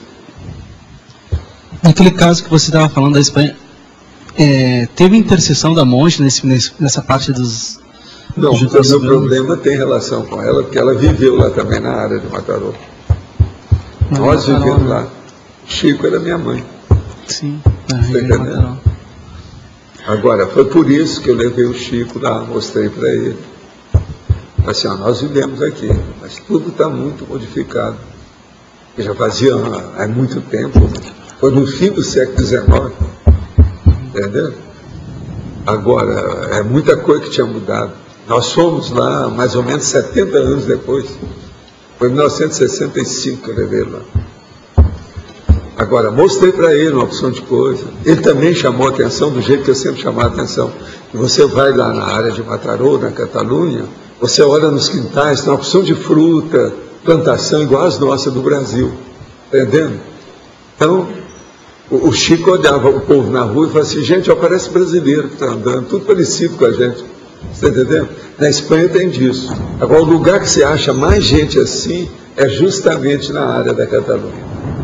Porque eu achei gente mais parecida com o brasileiro. Né? Tinha aquele shopping center, aquele grandão lá das roupas, das pelerines, ou da pelerine francesa, alto nível, bacana, para chuchu. Eu ia lá para ver isso, para comprar, para dar de presente. Agora, eu ficava às vezes na porta, porque a graça ia ver roupa, aquele negócio todo, e mulher sempre demora. Então, lá tinha uns bancos, eu sentava na frente, para ver o povo que passava. Eu passava e olhava assim, ó, parecia ser tudo brasileiro, por causa do jeitão. Agora, de vez em quando, aparecia aquela pessoa tendo dificuldade para andar. Isso tem muita gente na Espanha também assim. Aí você vê que não era no Brasil. É diferente. Mas sempre tem um cajado, uma bengala, alguma coisa nesse sentido, e anda estacado. Tem tipo anserino, quer dizer, caminhar de pato, igual a pata, andando. Professor, isso tem muita gente lá assim. Aqui, uma dúvida dentro desse contexto também. Lá em 98, na Itália, eu lembro que vocês ajudaram a questão de uma senhora que iniciou os processos lá, que estava de cadeira de roda, com metástase, numa situação bem braba de câncer, tinha poucas semanas de vida, a família tinha sido chamada, e ela estava organizando os processos iniciais lá para começar as aulas do IPC na época, que não era IAC. Então, ela recebeu uma superdosagem de energia, ficou muito bem, assistiu todas as aulas, passaram-se meses, ela melhorou todo o processo, e ainda viveu muito tempo, bem acima do esperado pelos médicos dela. Né? Isso, professor, foi o mérito dela, o trabalho de vocês? Qual foi? Também, né? A pessoa começa a fazer assistência assistida. Que houve uma virada séria no caso dela. Melhor para ela. Aí, às vezes, tem essas coisas. Sim. Isso é normal. Foi uma virada bem interessante. Okay. Professor, no verbete, na página 27, ciclologia. Eu queria entender aqui se depois essa questão da memória pessoal desorganizada, a pessoa não passa a ter uma memória pessoal seletiva num contínuo, porque ela está como ciclo. Eu queria entender, então, o que é que faz que retorne a ter essa desorganização para depois ter a seletividade? O problema todo é da racionalidade da pessoa. Se ela começar a ter racionalidade daquilo que ela faz, ela recupera e passa por cima de tudo e corta todo o processo de memória negativa que ela tem. Isso é que é. Então, o problema é pensamento positivo, racionalidade correta. Você está entendendo? E ter retilinearidade de pensamização. Por isso que eles falam, pensamento positivo é uma das coisas mais sérias que tem. Pensamento positivo dentro do contexto da vida da pessoa, como é que é, a situação que ela tem. Isso aí recupera muita coisa em pouco tempo. Porque eu estava pensando que seria um crescendum, que ela passaria de uma condição de desorganizada para seletiva, e não cíclico. Não faz sentido? Mas o processo, às vezes, tem um ciclo, sim. É o ciclo memória pessoal desorganizada para a memória pessoal seletiva. Mas é um ciclo que aquilo demora até chegar lá. Agora, o pensamento bem encadeado faz isso mais depressa.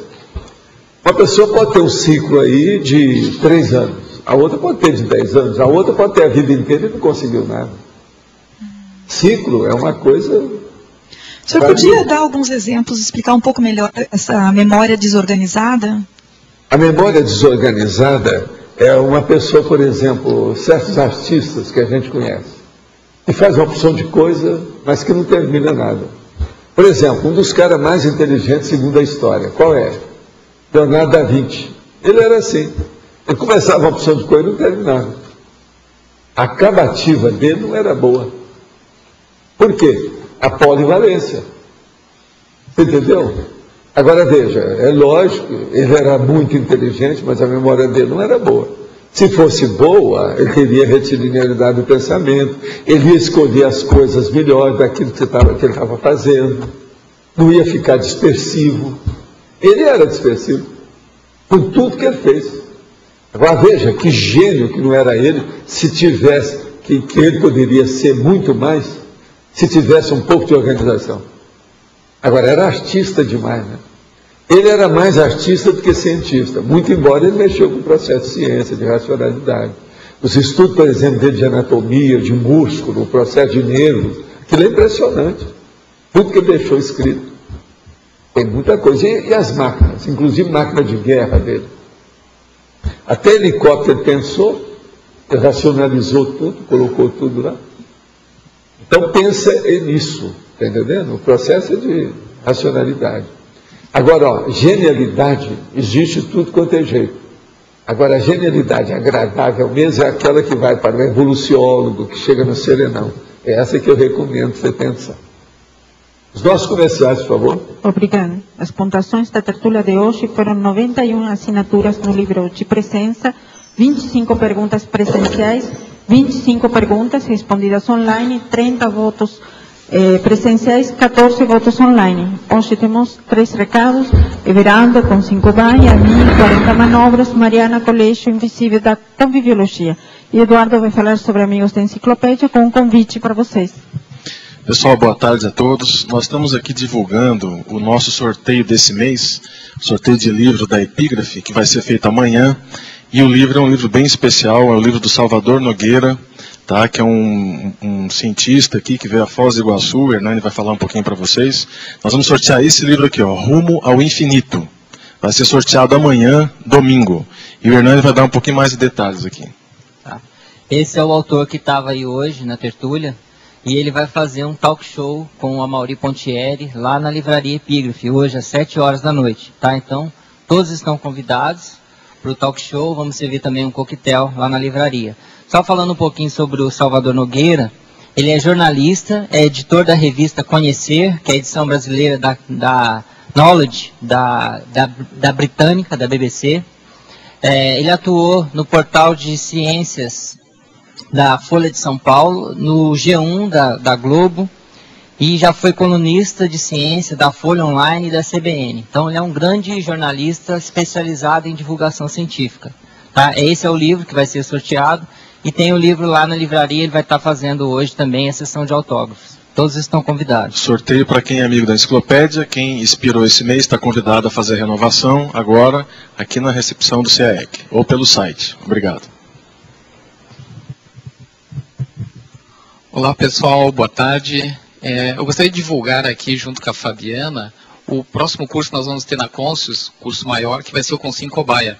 Então nos dias 2 e 4 de julho nós vamos ter o curso Consim Cobaia. E a Fabiana teve a oportunidade de participar numa outra oportunidade de um curso semelhante a esse, e eu gostaria assim que ela comentasse para os tertulianos e os teletertulianos as suas impressões. Pessoal, é muito interessante o aspecto do Consim Cobaia por 2 pontos específicos. Um deles nós discutimos aqui hoje na tertúlia, o aspecto da conviviologia. Então, qual foi a experiência que nós tivemos no processo do Consim Cobaia? A autoconviviologia, a autoanálise, a autopesquisa, que acontece através da exposição, quando a gente se expõe as características, as dificuldades, tem um resultado muito sério para a gente.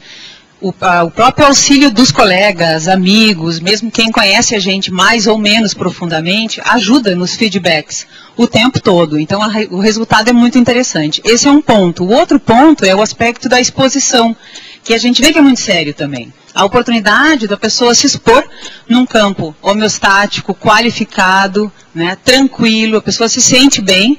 A gente sabe que o aspecto da exposição não é fácil, é difícil, e nesse campo fica tudo otimizado, qualificado e assentado para que a gente se exponha. Então, esses 2 pontos, dentro do Consim Cobaia, para mim, são os pontos muito sérios, né? O autoconvívio e o aspecto da autoexposição. Então, fica aberto o convite aí para todos. Inclusive, é interessante chamar a atenção para refazer o Consim Cobaia, porque são momentos específicos da vida de cada um. Então, a cada mês ou a cada 2 meses, vale a pena repassar, fazer um novo checklist, um novo check-up. Então fica o reforço aqui do convite. Então vai ser no dia 2, 3 e 4 de julho, ou seja, daqui a um mês, a oportunidade de todos poderem participar desse curso da Conscius. E é importante lembrar que esse curso nós só temos duas edições dele no ano. Então, especialmente para aquelas pessoas que não estão aqui em Foz, poder aproveitar, vir aqui passar uns dias e também participar desse curso. Maiores informações, vocês podem ligar para o CAEC no telefone 45 3525 2652. E a gente aguarda vocês lá. Obrigado. Boa tarde. Eu gostaria de falar com vocês hoje sobre o 2º módulo do curso 40 Manobras Energéticas. Esse 2º módulo ocorre agora em junho, nos dias 12 e 13, e vão ser focadas manobras, são 20 manobras que são focadas, mas tem 3 assuntos assim, que são bastante interessantes do ponto de vista da interassistência. Interessantes não, fundamentais, que é a questão da assim, desassim, do acoplamento a 3 e da aplicação do arco voltaico. Nós ainda temos 8 vagas nesse curso. É possível se inscrever só para esse 2º módulo, mesmo para pessoas que não tenham nenhuma experiência quanto ao uso das energias. Esse curso é um curso sem pré-requisito.